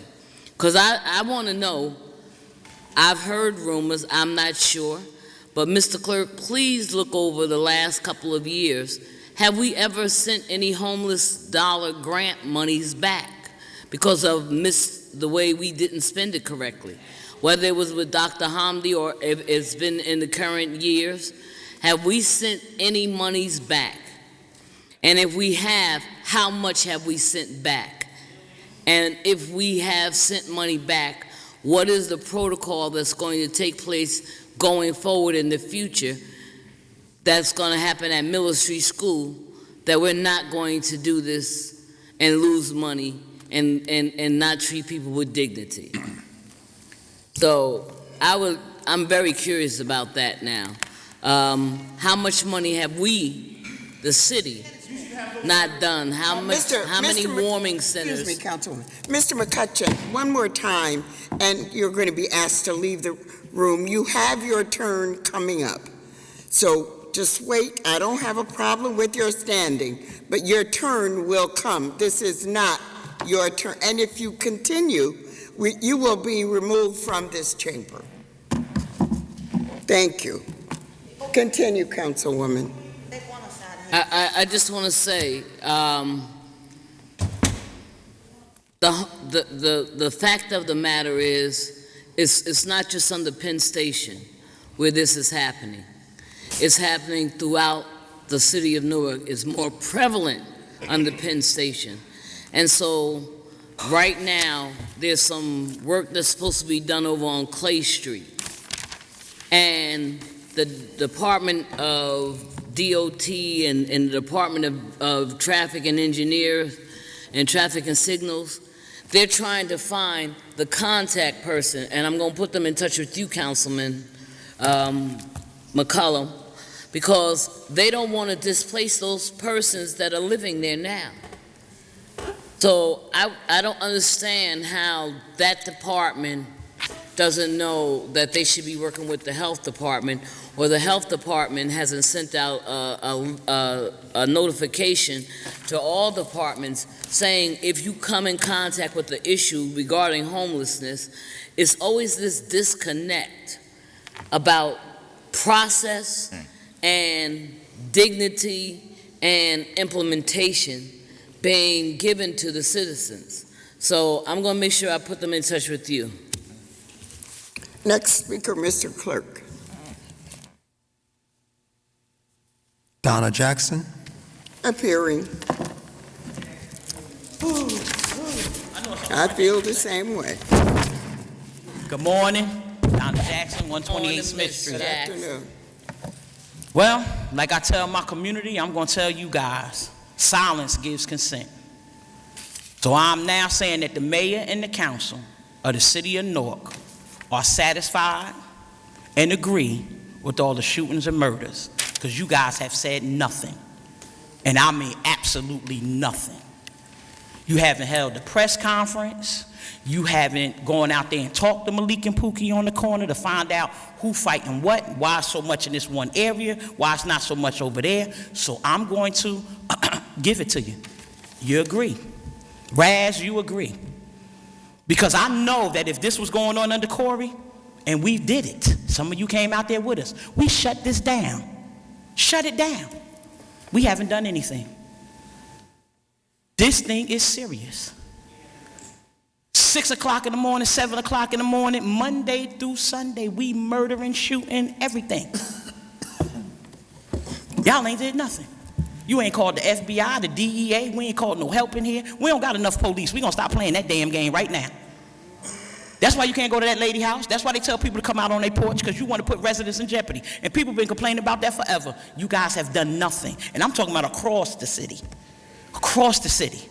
You never had this much crime in the East Ward or the North Ward. The residents of Newark know when it's popping in the North and the East, the rest of our little dark behinds, black and brown, can forget about it in the Central, South, and West. We can forget about it. So we can sit here and keep playing this game, but it's a dangerous game. Because the thing is, all these people y'all bringing in from New York, they don't know y'all. They ain't voting for y'all next year. What, you got 6 months you got to be a resident? Okay, I'm telling you right now. Y'all ain't gonna be sitting up there. Because the people that are coming here, they just moved back, all these new people, they not feeling this. They don't like jumping on top of their kids. Pop won the game. Pop won the game. Not because my grandson played, because all of them are my grandson. Y'all have put nothing in place. There's not a police car nowhere. We played 2 Pop Warner games last night at Nat Turner Park. Didn't get finished till 9:30. No police. Are y'all serious? You gotta cover the kids. The hell with us, because I know y'all give a damn about the adults. But what about the kids? What about the kids? Nothing at Weekway Park. Still, call Joe, all of y'all, call him. We want cars in Weekway Park. So now today I got some requests from y'all. Everybody doing a good job. Y'all want to have these nice relationships with this boy on this floor over here, this boy. Y'all think this is good, what you're doing? None of it is. The Newark Housing Authority owns Maple Avenue School. They better get it cleaned up. Or the LLC that they bought in to cover all these buildings. Y'all done gave Morton Street School and Clinton Avenue School to Marion P. Thomas. They in their 15th year of failure. They in their 15th year of failure. Why are we letting failing schools like the one across the street? Oh, did y'all know they closed now too? So now we gotta find somewhere for them 270 kids to go? Oh, did you? You didn't know, right? Right across the street? Yeah, Malik brought the gun in the school, had the gun outside at the fight. Guess what? And it was the same day we was meeting in here because I was sitting outside on the wall. So let's just hypothetically say the kid came across the street and didn't like one of y'all coming out the building. What we gonna do? We got a problem, y'all. So this is what I need, because I don't got time to be doing no more open requests, and I ain't got no money, and I want a copy of it all coming back. For the last 4 years, I want to know how many kids we hired for the summer. All of them been paid. For the last 4 years, I want to know how many children are in the vocational training program under the summer youth program, and how much money we sent back, because I know we did. Because I know we did. I want to know what's the current condition at the Newark Housing Authority. Because this administration right here, since so many people down there to work, we almost $30 million over the administrative budget. We can't just hire everybody, but we doing it and y'all ain't saying nothing. So now what kind of federal stem comes back for that? When we go to federal court and lose against Willie Parker, because we're going to lose, because you can't go to people's house and threaten them. I didn't know that's what y'all like to do.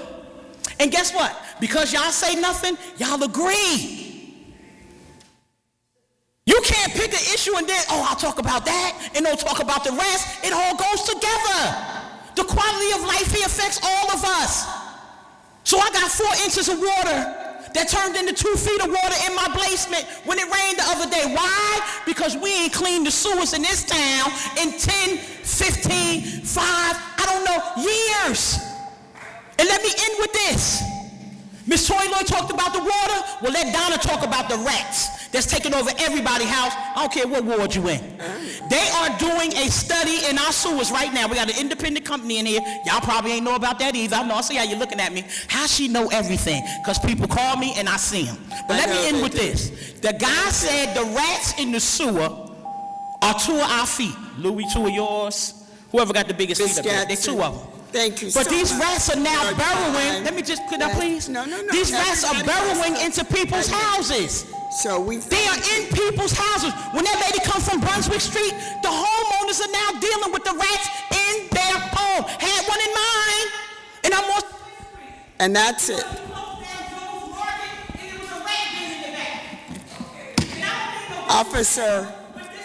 Officer, Miss Jackson, you were so on target today. No, you are so on target. So let's. That's your opinion. Mr. Clerk, next speaker. Bessie Walker. Councilwoman Walker had an emergency meeting for Phil Murphy campaign, and she won't be here. Next speaker. I just want to say something in regards to what Donna said. As far as public safety is concerned, some of us have reached out individually to find out what's going on, okay? Some of us have. But we do need to have, as a council as a whole, have a discussion with the administration. You know, there was announced that there were going to be 200 police officers coming out of this graduating class. I don't believe that we're at that number anymore. The last time I heard, we're down to like 123. But you said 83 now? Okay. So that's an issue. And just one thing, Ms. Wadud and her husband brought up the issue about the police department and having them come out and everything.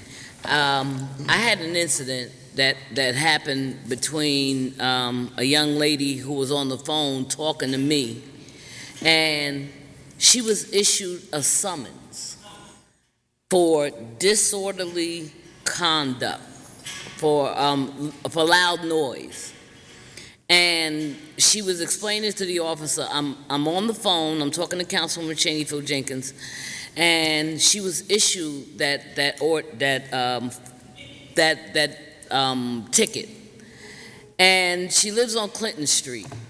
And she and I were laughing and talking, and I said to her, how many people leave from Penn Station or are walking through the downtown area coming from the Devil's Game? I've seen them get off the train myself drunk already and making noise and going through the streets, talking loud. How many of us live in communities where people are standing on the corners, playing the boom boxes loud, talking loud, and they don't, I asked the court administrator, but I'm going to put this officially on the record because I have it on my paper.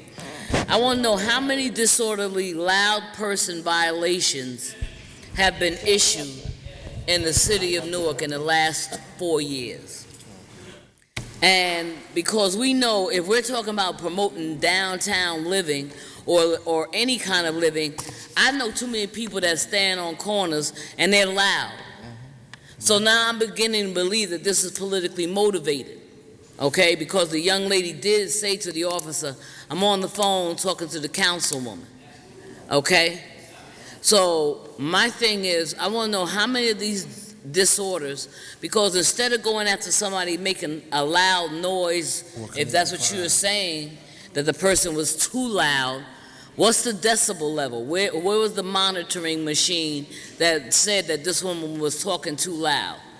And why aren't we going after the drug dealers or the people who are loitering that we see committing visible crimes that really impact thousands of people? So, Mr. Clerk, make sure you send that to the acting presiding judge as well as the court administrator. I want to know how many people in the city of Newark have been issued a disorderly, loud person violation. Now, this person has to turn around and take off from work, got a chance to get the case postponed because she works during the day. Okay? But and for the police officer, she was saying that she was talking about her daughter to me, which she was, my stepdaughter, and she said, the cop said to her, well, you need to let her go. I mean, come on, where are we at in this city right now? Where are we?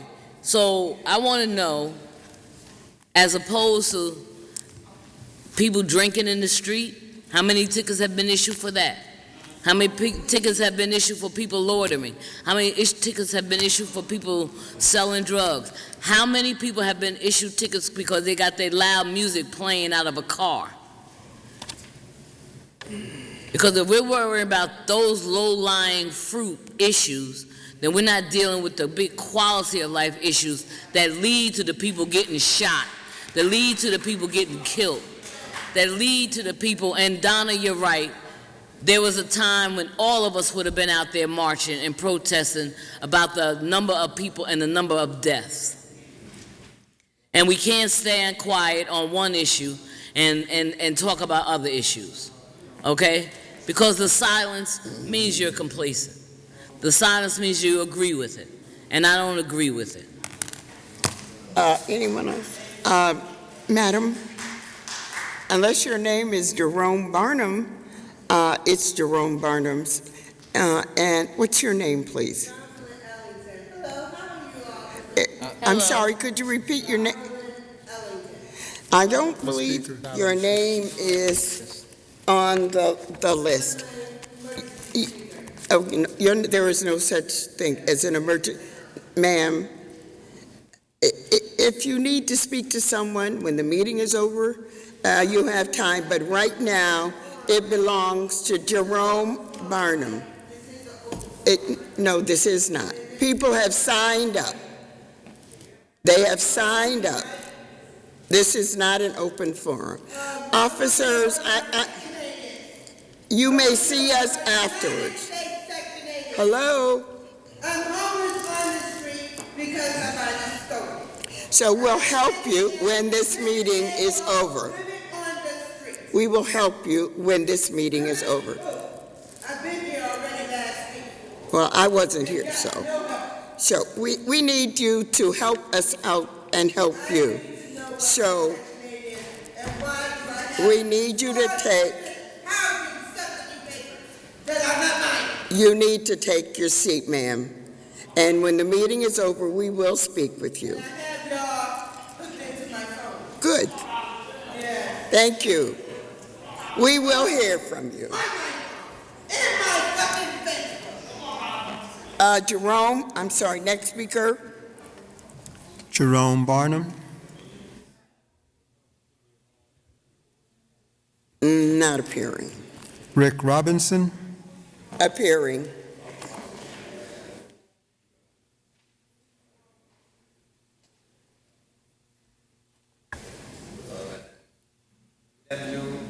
Good afternoon. You need to pull the mic up. Mic up. Ms. Robinson. It's not on. I didn't turn it off. I don't know what happened. Would you start all over again, Mr.? It's not on, hold on. It's got to be there. It was on before. It's on. She touched it. You guys did that on purpose. Do me a favor. Mic up. Rick, do me a favor. Yes. Start all over again. Okay. Name and address and No problem. position. Rick Robinson, NAACP, Newark, 454 Washington Street, Newark, New Jersey. Again, good afternoon, Madam Council President. Good afternoon, Council people. I heard some of the commentary regarding the homeless matter earlier from Councilman Amador and Councilman McCallum and Councilwoman Cheneyfield. So there seems to be a problem because I just witnessed a woman indicating that she was homeless, so we're going to help her at our firm. The thing is, I'm asking because I heard everything regarding Mr. Ford's commentary as well.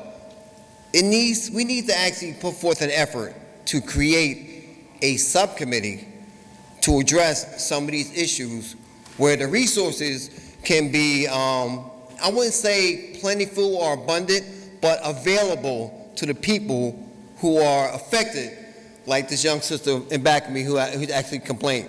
The reason I say that is because I've been involved with meetings as a NAACP person regarding homelessness.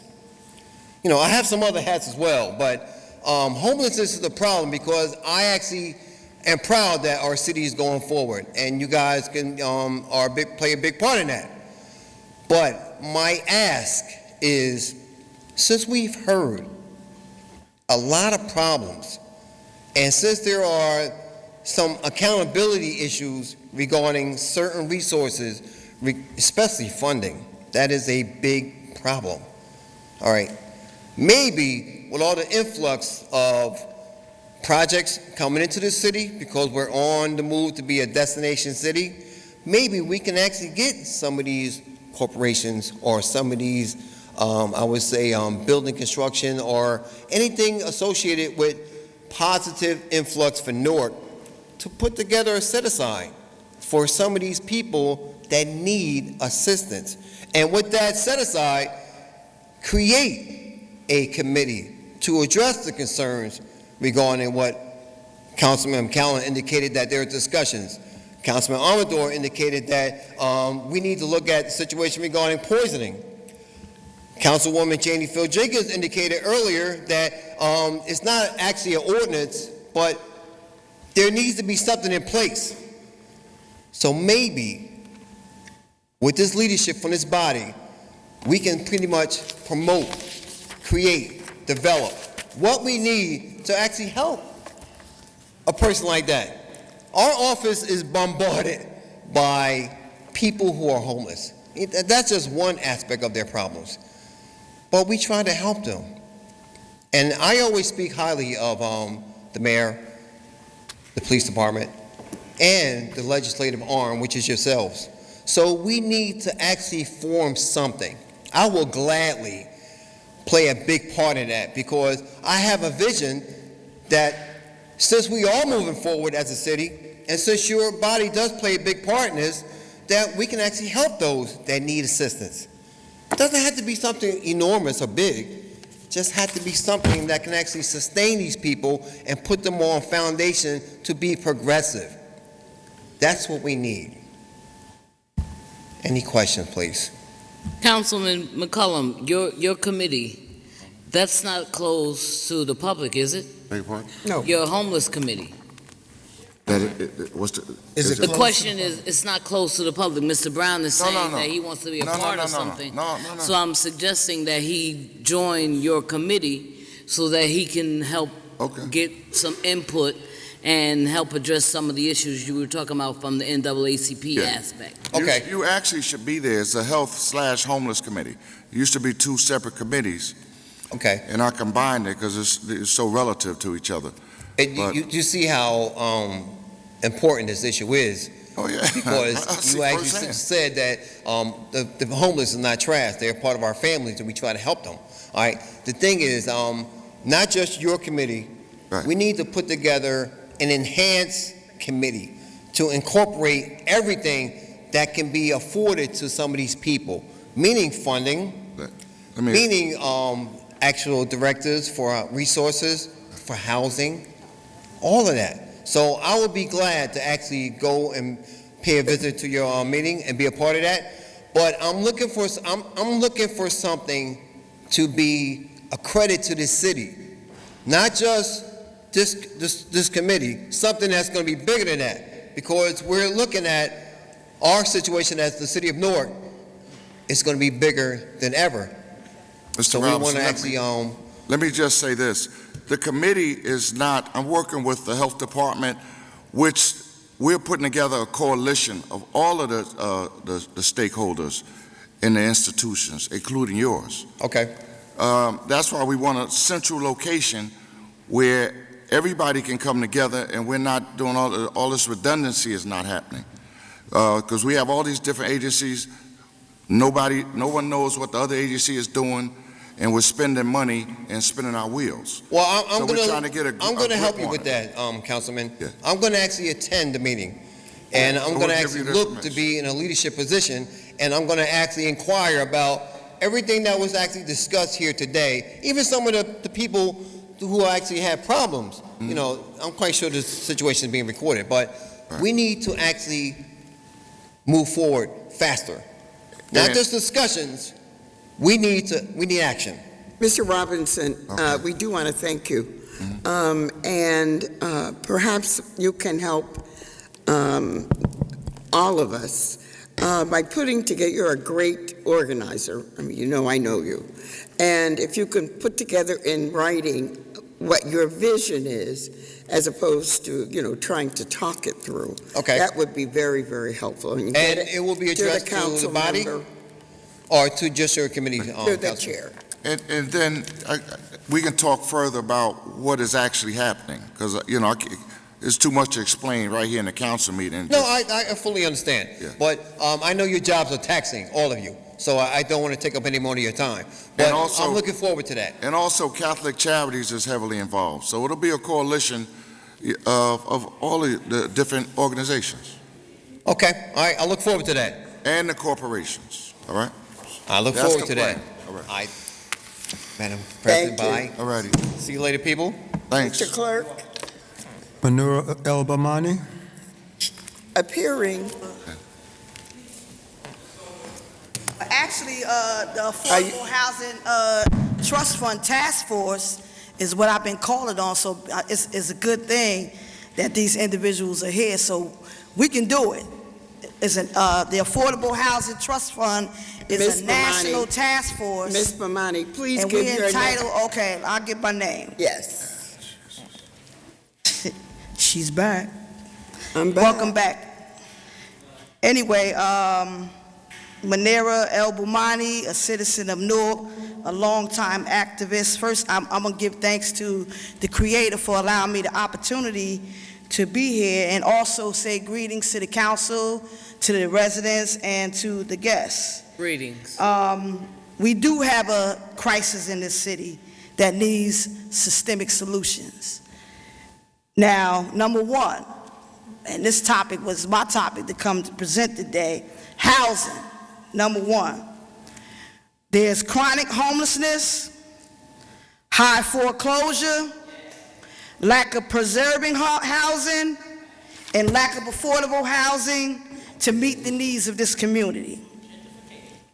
Millions of dollars have been allocated from the state to the federal government for home funds, HOPWA, chronic homelessness, reentry housing, and the list can go on.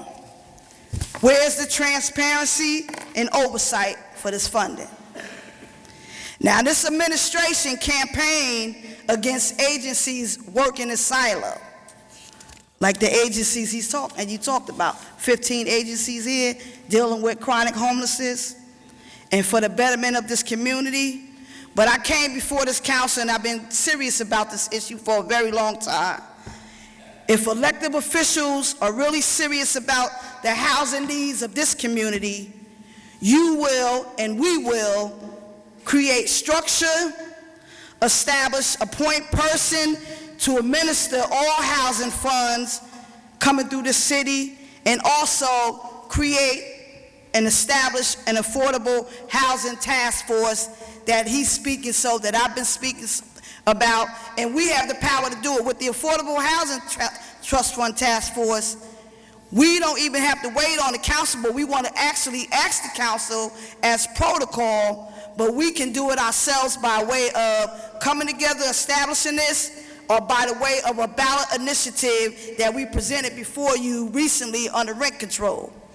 You know, we won that rent control that they actually turned around and made amendments. But we went to the ballot, and that's how we can do it, residents, Rick Robinson.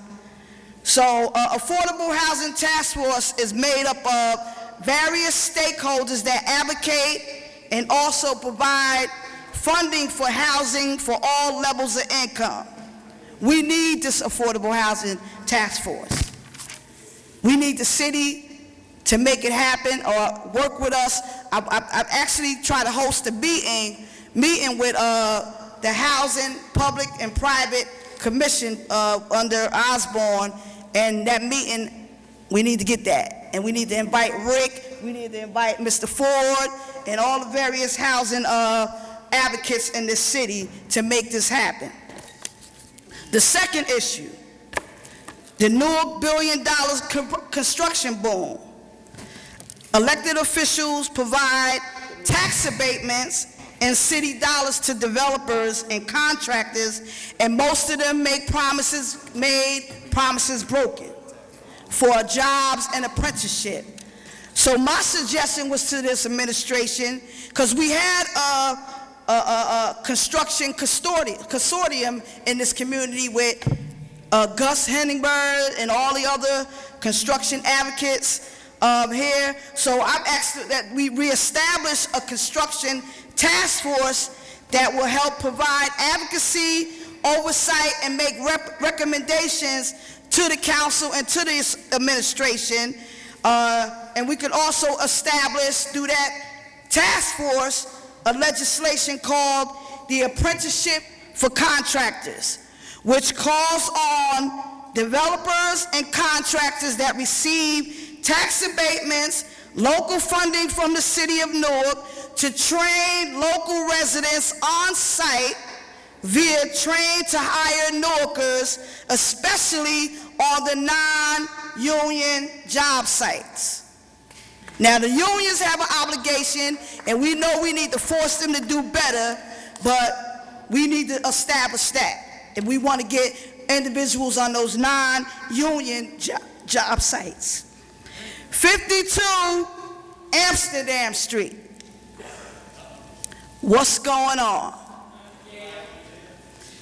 There's an article in today's paper that there's J&L Properties lot have been shut down because of a lawsuit.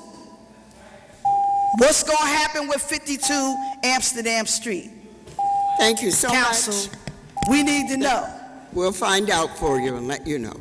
Thank you. Several people missed their turn, and I've kept track of those who did that. Number one is Mr. Dion McCutcheon. Mr. McCutcheon, you have 5 minutes. Mr. Thomas, we see you. Oh, you're next. He wasn't. You're next, or third. You're fourth. I didn't forget you. Ms. Tinfoil Evans came in. I didn't forget. I have everybody listed. I didn't appreciate that. Can I say something before I begin, before the clock starts? Look for yourself. President, I'm sorry. Madam President? Yes. May I make a quick comment before I begin? Could you make a quick comment with regard to when you spoke to me earlier about you expelling me from this area? Actually, you're using your time, so please just start. The clock has not started. Okay, I'm ready. Thank you. Are any of you aware that the ceiling and archways on the 4th floor of this city hall have holes and are crumbling? Are any of you aware that Newark is the largest city in the state of New Jersey? For health and safety concerns, the entire 4th floor needs to be quarantined, and there should be no one working on that floor. From my understanding, the 4th floor has been in this condition for over 8 years. Newark City Hall is the White House of Newark, which makes Newark's City Hall the city hall of all city halls in the state of New Jersey. And yet, you have allowed the ceiling, the walls, and the archways of the White House, of the White Houses of the city halls in the state of New Jersey to have glass ceilings with holes, crumbling walls, and decrepit archways. All of you should be ashamed of yourselves. Newark City Hall should look like a palace. like some scene out of Disney's animated cartoon, Aladdin, flying carpets and all. And yet, you have the 4th floor of this city hall of the state of New Jersey looking like an abandoned building.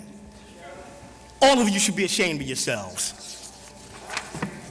Making matters worse, I just witnessed you a few weeks ago almost allocating $20 million to whomever until North Ward councilman stopped you, where you then reduced the amount to $10 million. I still think that's a bit much. I even got out of my seat to come to this podium because I couldn't believe what I was hearing. You stopped me, remember?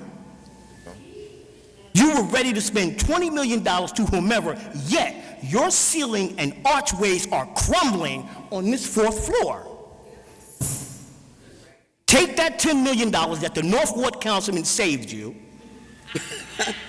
and fix the ceiling and crumbling walls on the 4th floor. Is this funny? Is this funny, Madam President? No, I'm looking at Donna Johnson. How are you ready to fix someone else's house before you fix your own?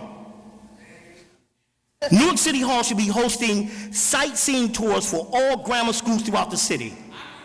Actually, throughout the state. And yet, you have the 4th floor looking like an abandoned building. All of you should be ashamed of yourselves. Shh. Now, spend another dime before you fix that ceiling and see what happens. I'm dead up. You can spend 1 cent, 2 cents, 3 cents, all the way up to 9 cents, but do not spend another dime and watch what happens. You all should be ashamed of yourselves. Please stop spending taxpayers' money on other people's houses and fix your own house. I got 1:49 left. And I'm gonna get to what, I'm gonna get to something else. I didn't. Anything? This is the recap of the October 4th meeting. I said backward format.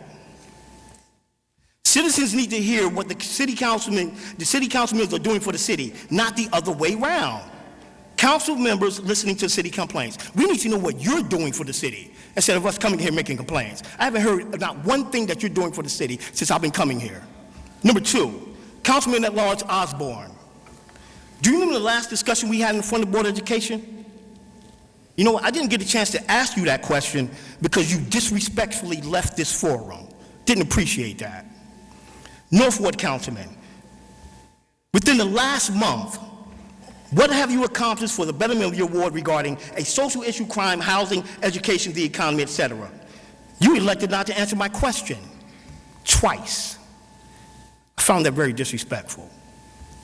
Councilman at Large Quintana, you disrespect, where is he? He left again? No, that's Gonzalez. He disrespectful left the forum. That's Gonzalez. No, Quintana, where's Quintana? Right there. Yeah, you disrespectful left the forum. When I was up here speaking, I saw you. Southwood Councilman James, you disrespectful left the forum. I'm trying to figure out, if these are the people that put you in those red, not leather chairs, why are you so, what, are we just a nuisance to you people? That you just get up and leave? Am I a nuisance to you? Because if you think that I'm a nuisance to you, I have something in store. Believe me. I sound like Donald Trump, right? Believe me. In any event, I would like to address when you spoke to me earlier. I didn't appreciate you pointing your finger at me like I was a 5-year-old child. I apologize, but your time has expired. I want to make that clear. When you, yes. Because I am quick to reciprocate. And the next time you see how you pointing your finger at me, I'm gonna point my finger at you too when I talk to you. Please don't threaten me. You point your finger at me, so your time has expired. Like I'm 5 years old. Speaker. I didn't appreciate it. Please do not do that again. I apologized. Next speaker, please. And the next speaker is Thomas. Dyron Thomas. Evian. No, it's not. It's Thomas. Ben for Evans. No, it's not. Dyron Thomas is the next on the list. And it's Thomas Bayan. He is not appearing. I know who he is. So that's why you wouldn't call him. Ryan Thomas came in In after. case he came in. The next speaker is Opal Wright. To the best of my knowledge, she has Still not not come here. in. Next is Mr. Thomas. You are next, sir.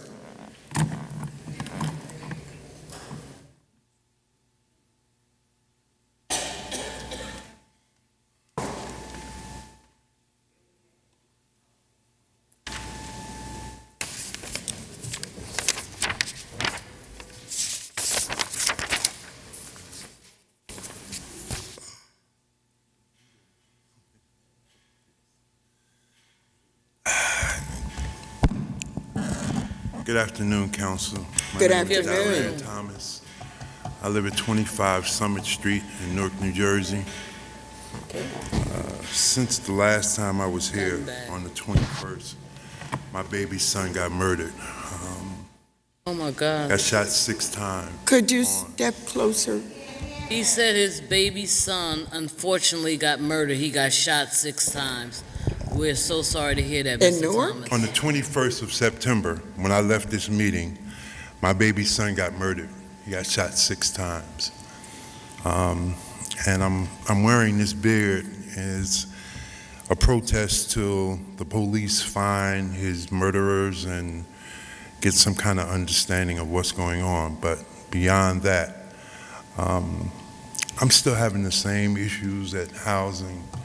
The garbage is still everywhere. I was told that, I'm just a problem. I'm the only person that's making complaints. Out of 234 people in my building, I need to just check myself because I'm just making noise to get attention or whatever. This is about a quality of life for a 65-year-old man who has given his life to public service. This is not something that I take lightly. I take it very serious. When I call and talk to people or I call for your assistance, for the most part, everybody gets back to me in a certain amount of time. I've called you the last couple of weeks and I hadn't heard anything back from you. And we need to take a minute before I leave so I can speak directly to you. I don't want to do this in an open forum. But things at New Community are really off the hook. You're really going to hit the ceiling with this. So I would rather give a couple of minutes after. Absolutely, but when you, go ahead, I'm sorry, finish. The housing situation, they put in the new lights. The first time it stormed, the lights don't come on. I have pictures of 3.5 inches of water coming into my Jeep Escalade that sits 36 inches from the ground. So that means it had to be at least 3 feet of water to come in my truck. And you know what the explanation I got? Oh yeah, the leaves clog up the sewer and the water backs up and it takes a while for it to come down. Not in the white neighborhoods, not in downtown area, anything around Prudential, anything with the pack. Like they just forgot about us. Like, and I'm tired of being forgotten about. Like I'm at the point now where I see that I need to be involved in this fight in a different way. And it took me a while to understand that when I was fighting with New Community, I was fighting with a corporation with millions of dollars, and nobody expected any outcome. Well, once again, I'm taking on something with a lot of money, and it's just me. But you know what? At the end of the day, it's me and my father up there, so I ain't really worried. Bring it on, do whatever you want to do. You don't want to fix nothing. You don't want to do whatever you want to do. Let's just get it on. Because right about now, I'm really fed up and I'm hurt. And I'm hurt simply because not only my son got murdered, he graduated from Lincoln University, top of his class, worked for the state police department, and they tell me after he was murdered that they killed the wrong kid. Well, he ain't a kid, a grown man. They shot the wrong man. Shot him 6 times. Walked up closer than I am to you, Miss Crump, and shot him 6 times. How do you shoot someone that close 6 times and then turn around and tell me they killed the wrong person? And I haven't been here because between my son getting murdered on the 21st, on the 23rd, they told me they want to cut my leg off. Like, that's impossible. You're not cutting my leg off. Like, there is no way. I don't care if I have to come here in a walker. I don't care if I have to come in an electric wheelchair. You're not cutting my leg off. Like, that's just not going to happen. My quality of life has been bad for the last 4 years behind the brake. But you know what? I'm still here. I get to get up and go join the fight every day. The issues and concerns, and I'm really not on housing today because your new director called me and asked could he have a meeting with me. So like, I'm going to save that for him, and then I will come back and give y'all the results of the meeting with him. But I would really, really, really like for y'all to understand that people are not happy. The quality of life in this city is real bad, and we could do a lot better. We need to do a lot better. Okay. Can I ask you just a couple of questions? Yes, ma'am. Number one, what was your son's name? If you don't want to give it on the air, you can give it to one of the clerk's person. I have no problem. Duran. And secondly, D-U-R-A-N Thomas. Secondly, do you still have tenant meetings at 25? I don't know. They don't meet. I don't. They have a tenant association, but a lot of the tenant associations had recessed for the month of July and August, and they started back up in September. Well, I don't attend, and if anybody wants to know, we could do it in public, in private, and I'll explain why I don't get involved in that. Well, there is a tenants association. There's but a lot of reasons why a lot of people don't get involved in tenant associations. But the fact that you talked about the garbage at 25 Summer Street, who told you that you were the only one complaining? Because we sent a letter, okay? Mm-hmm. And we didn't put your name in it. Mm-hmm. But it's okay, because I let them know that I come here but and I'm what saying, I said. Okay. when you said they told me I'm the only one out of 230 some odd people complaining, Right. who is they? The manager. The manager. Yes, ma'am. Okay. And when we got the lights fixed, you said the lights finally came on. They came on. But the water, The first storm we got, it's black again. they went out. Yes, ma'am. Okay. And when you say that the water backed up in your truck, Yes, ma'am. was your truck parked directly on Summit, or was that in the back? In the parking lot. In the parking lot. Yes, ma'am. Behind 25 Summit. When you get ready to sit down, Kyle from my office will be able to speak with you. Okay. Thank you. That's it. George, can you do me a favor? Yes, ma'am. Can you get Mr. Thomas's son's name so we don't have to say it on there? Okay, but it's all right. It's all right. His name is Duran Thomas. We want to send you a condolence. Okay, that's fine. Okay. Anybody? The next speaker is 10-4 Evans. Praise the Lord, everybody. I say praise the Lord, everybody. Y'all wake up now, because I'm coming. First off, my name is 10-4 Evans, P.O. Box 2367, Newark, New Jersey. Thank you, Council President Milton. When I was sick, she did call and check on me.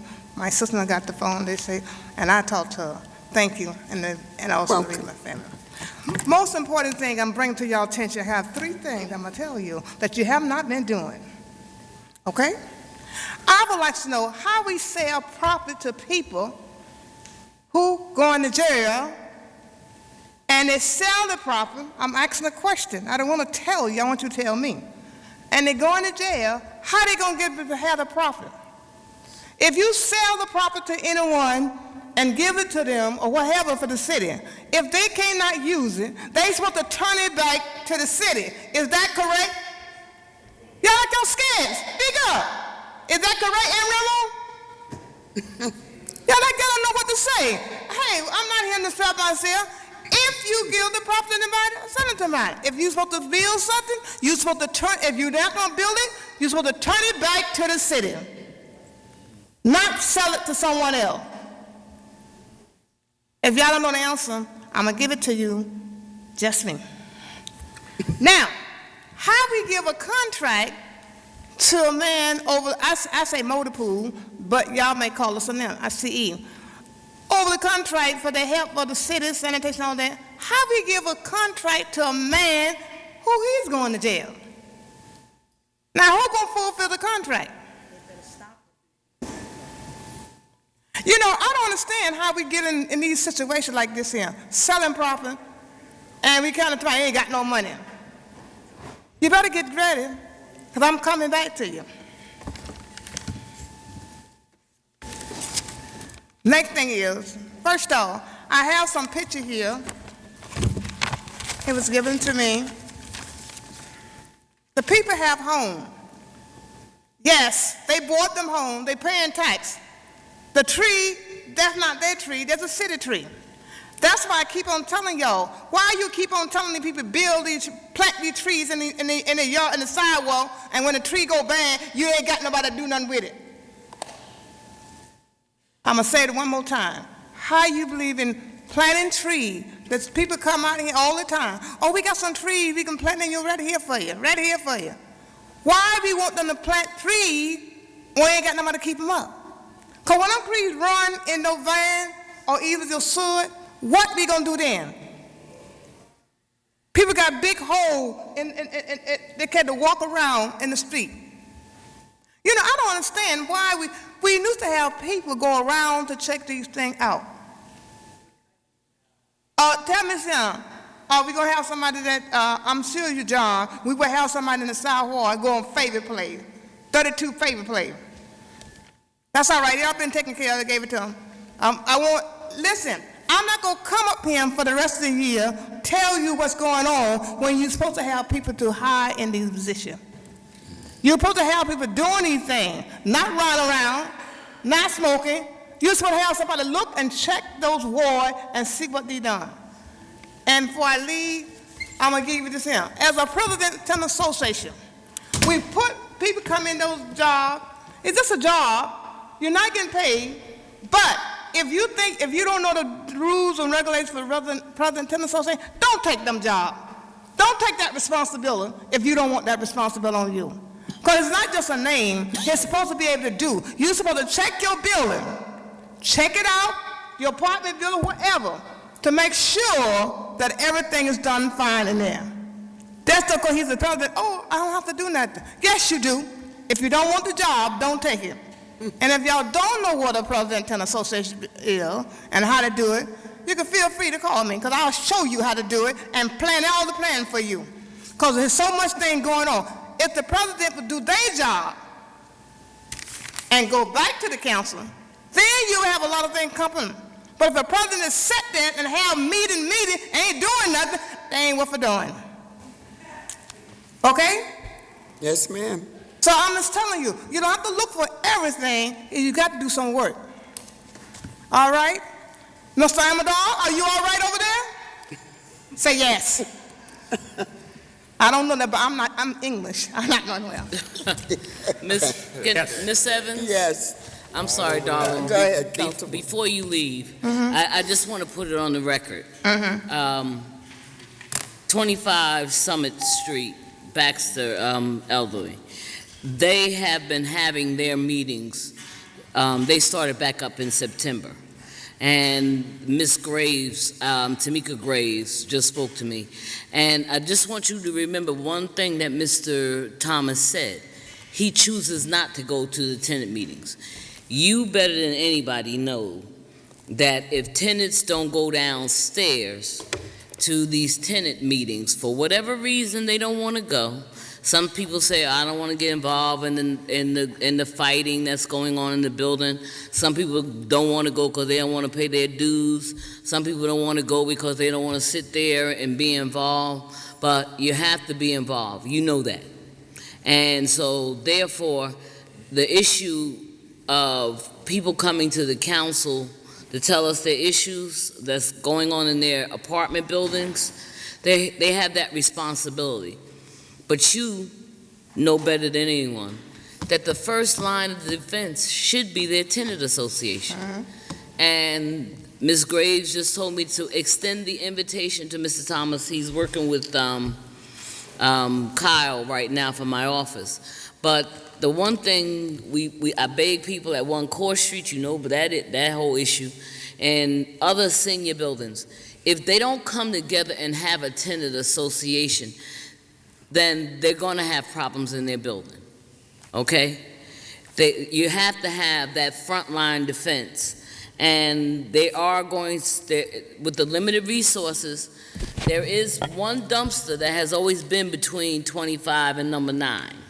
So, Councilman, I'm asking you not only as my colleague and as an at-large council person, but as a commissioner for Newark Housing Authority, they are trying to get the second dumpster. They took the measurements for there, and Ms. Roberts, who is the manager, she is a person who is hands-on. She walks those hallways. She goes out there and does stuff with the TAs, okay? So I just wanted to make sure that I put that on the record for the folks at Baxter Elderly. Because a lot of times when people do come down and say stuff and depict buildings in certain ways, the other residents who are doing the day-to-day fighting there to try to keep it together, to try to have a tenant association, they get offended. And rightfully so, because if you got your hand to the plow and you're trying to make something happen, and somebody comes down and talks about nothing's going on, and like you said, they're not paid board members, and if they're not being paid and they're the ones sacrificing their time trying to make sure that the whole building stays in the better shape or get in a better shape, they get offended. So thank you very much for, I know you used to get on me about the tenant association, so that's why I'm so mindful of making sure that if I'm not at a tenant association meeting, my staff is there, and making sure that we address the issues. And they're not problems, they're issues. That people have to be our eyes and ears. A lot of times, I can speak for myself, I'm not everywhere. But if it's an issue going on in the Central Ward, I want to know about it. And if my staff hasn't found out about it, I want the residents to tell me because it impacts them. Well, that's what they should do. I feel to each and every one of you on that issue that stop being, listen to me, all tenant, all people in an apartment building, get up off your butt and go to those meetings and make sure you respect your president and make sure your president respect you. Stop coming to the council talking about this and that when you ain't doing nothing yourself. Thank you very much. We heard you. The next speaker Wait, let me sit down first before you say the next speaker. The next speaker is Lisa Harris Wolf. Has she come in? If not,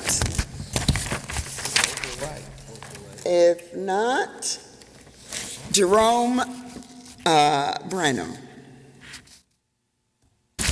Mr. Clerk, that completes the list. Madam President, Opal Wright has entered the chamber. She came right here and finally spoke to Bryn just one minute ago.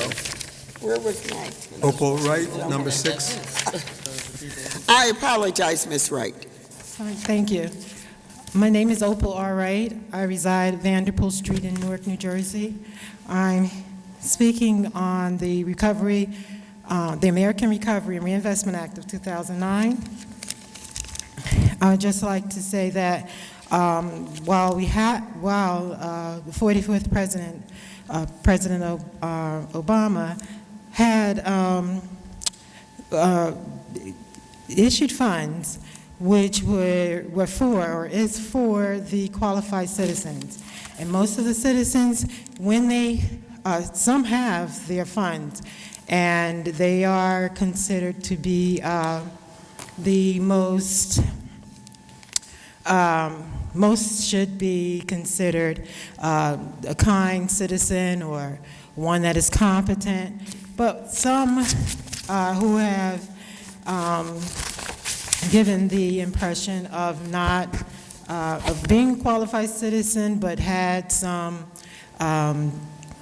unlikable ways after having their money or funds, distribute to them? Because I understand there was some form of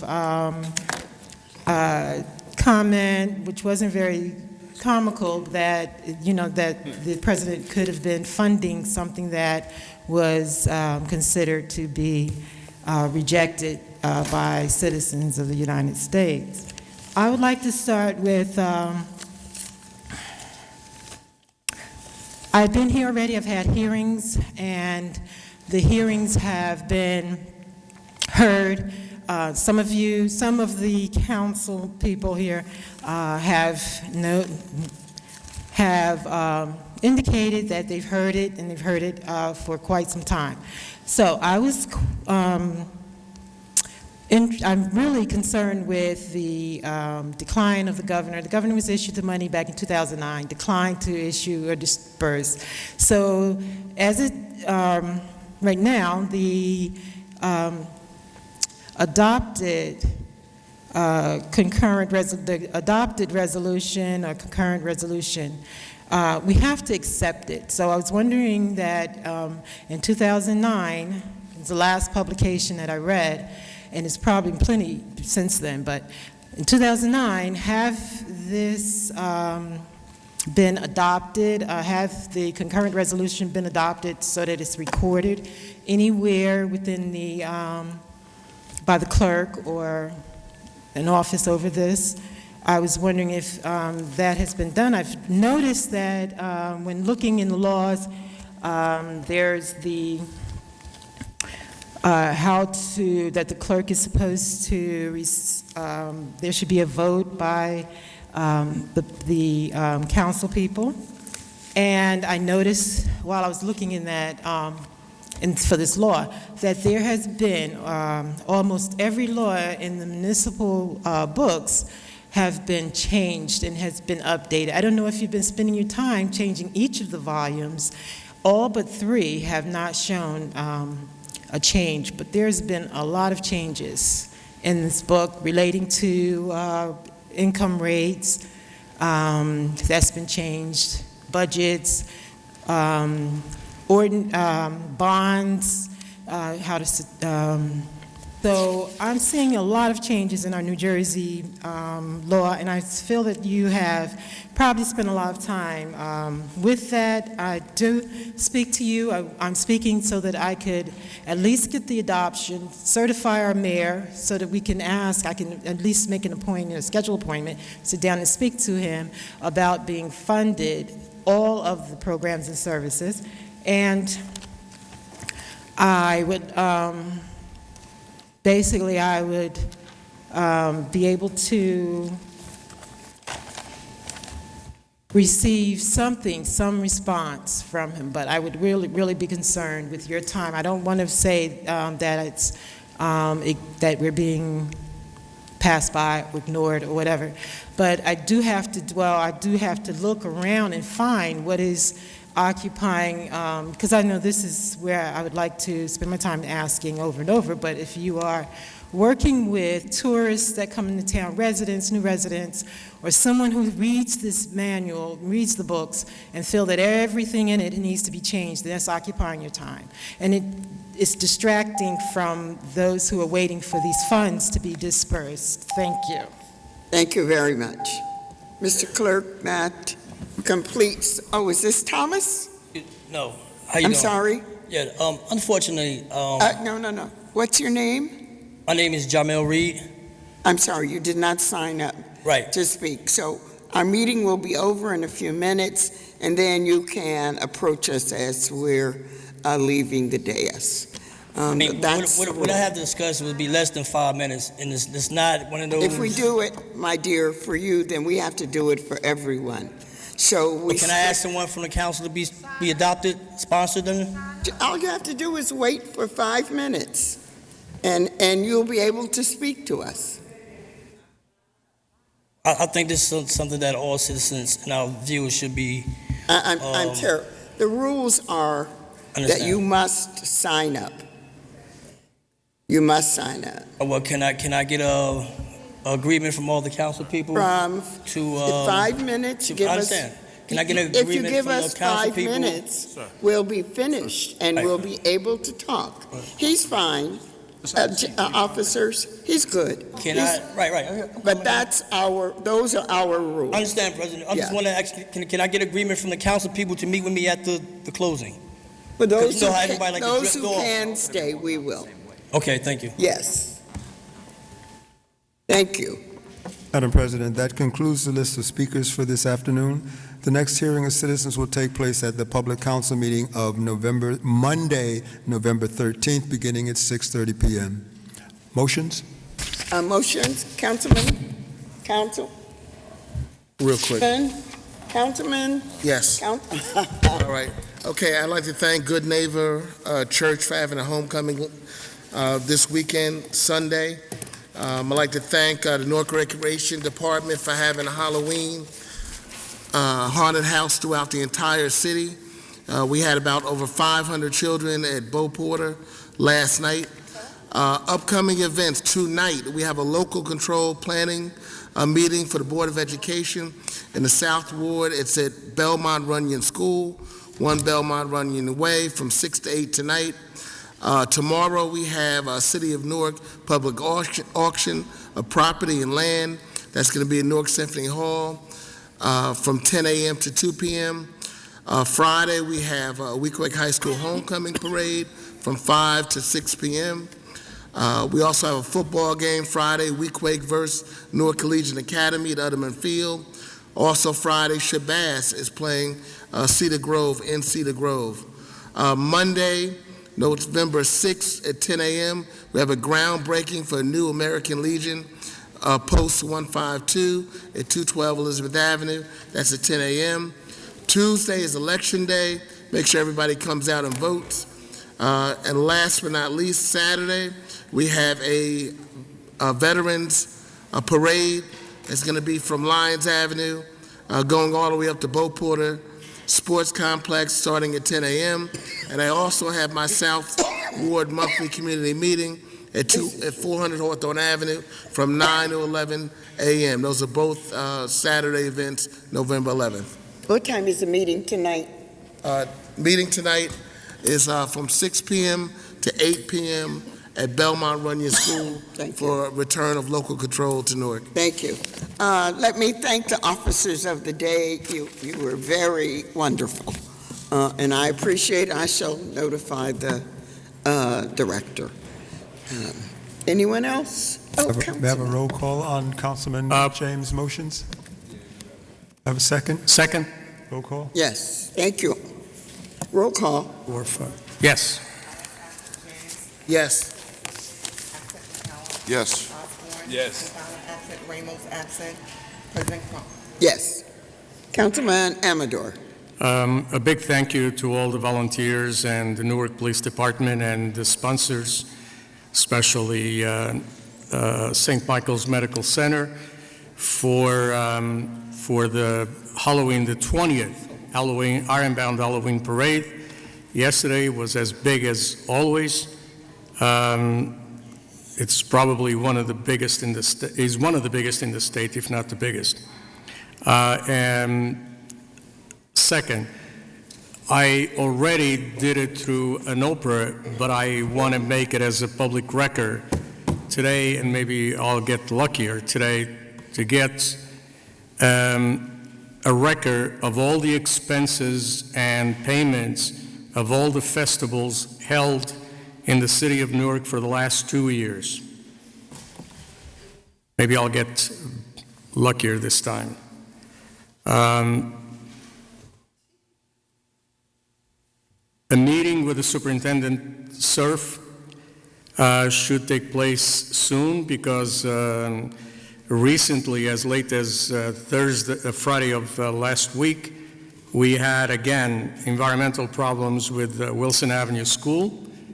Now that we're in the process of selling buildings, it would be a good plan to think about the potential construction of a new school to replace a building that was built in 1840 something. Will, if not If we don't do this, we'll continue to have the same problems, same environmental problems that we have seen for the last 2 to 3 years at Wilson Avenue School and others. Lafayette Street School is in the same situation, where the entire 4th floor is completely empty, and the kids have to be moved to a different school, to a different building. The parking authority, since they're so aggressive in giving tickets and towing cars away for illegal parking, and I totally support that, they should be more aggressive around Penn Station and install meters as quickly as possible, so those folks who are from outside of the city of Newark, who park there all day long and don't get ticket, and they're allowed to park only for 4 hours, by the way, because the sign says so. Okay. Meters should be installed in those places. If any place in the city of Newark where this is a priority, this is a place. This is the place. So we can get some money made. There's absolutely no reason why these folks who are from outside of the city refuse to park and pay their money in a local parking lot, but park on the side street and park on residential areas, affecting the lives of those residents all day long before they pick up the car and they go to wherever they live. A letter to the Director of Sanitation. If he has time available, I think it would be a good idea on Saturdays to set up a crew and go through the entire city. I'm not even talking about the East Ward, but going through the entire city and remove these signs of buying houses cheap and buying cars cheap. I'll buy your junk for cash, because this, the way it is, it gives a terrible impression to anyone not only who lives in the city of Newark, but those who come from outside. We need to remove those signs, and if he puts a plan together to remove those signs from the poles throughout the entire city, not just the East Ward, but the entire city, that should be, that could be done before the snow falls. Thank you. Second. Roll call. Amador, Yes. Charles, absent James. Yes. Yes. Yes. Yes. Mr. Clerk? Council of the whole to adjourn? Yes. Yes. I'm gonna stay. What's that? Yes. Yes. It's saying we want to go home. Yes. Yes. Mr.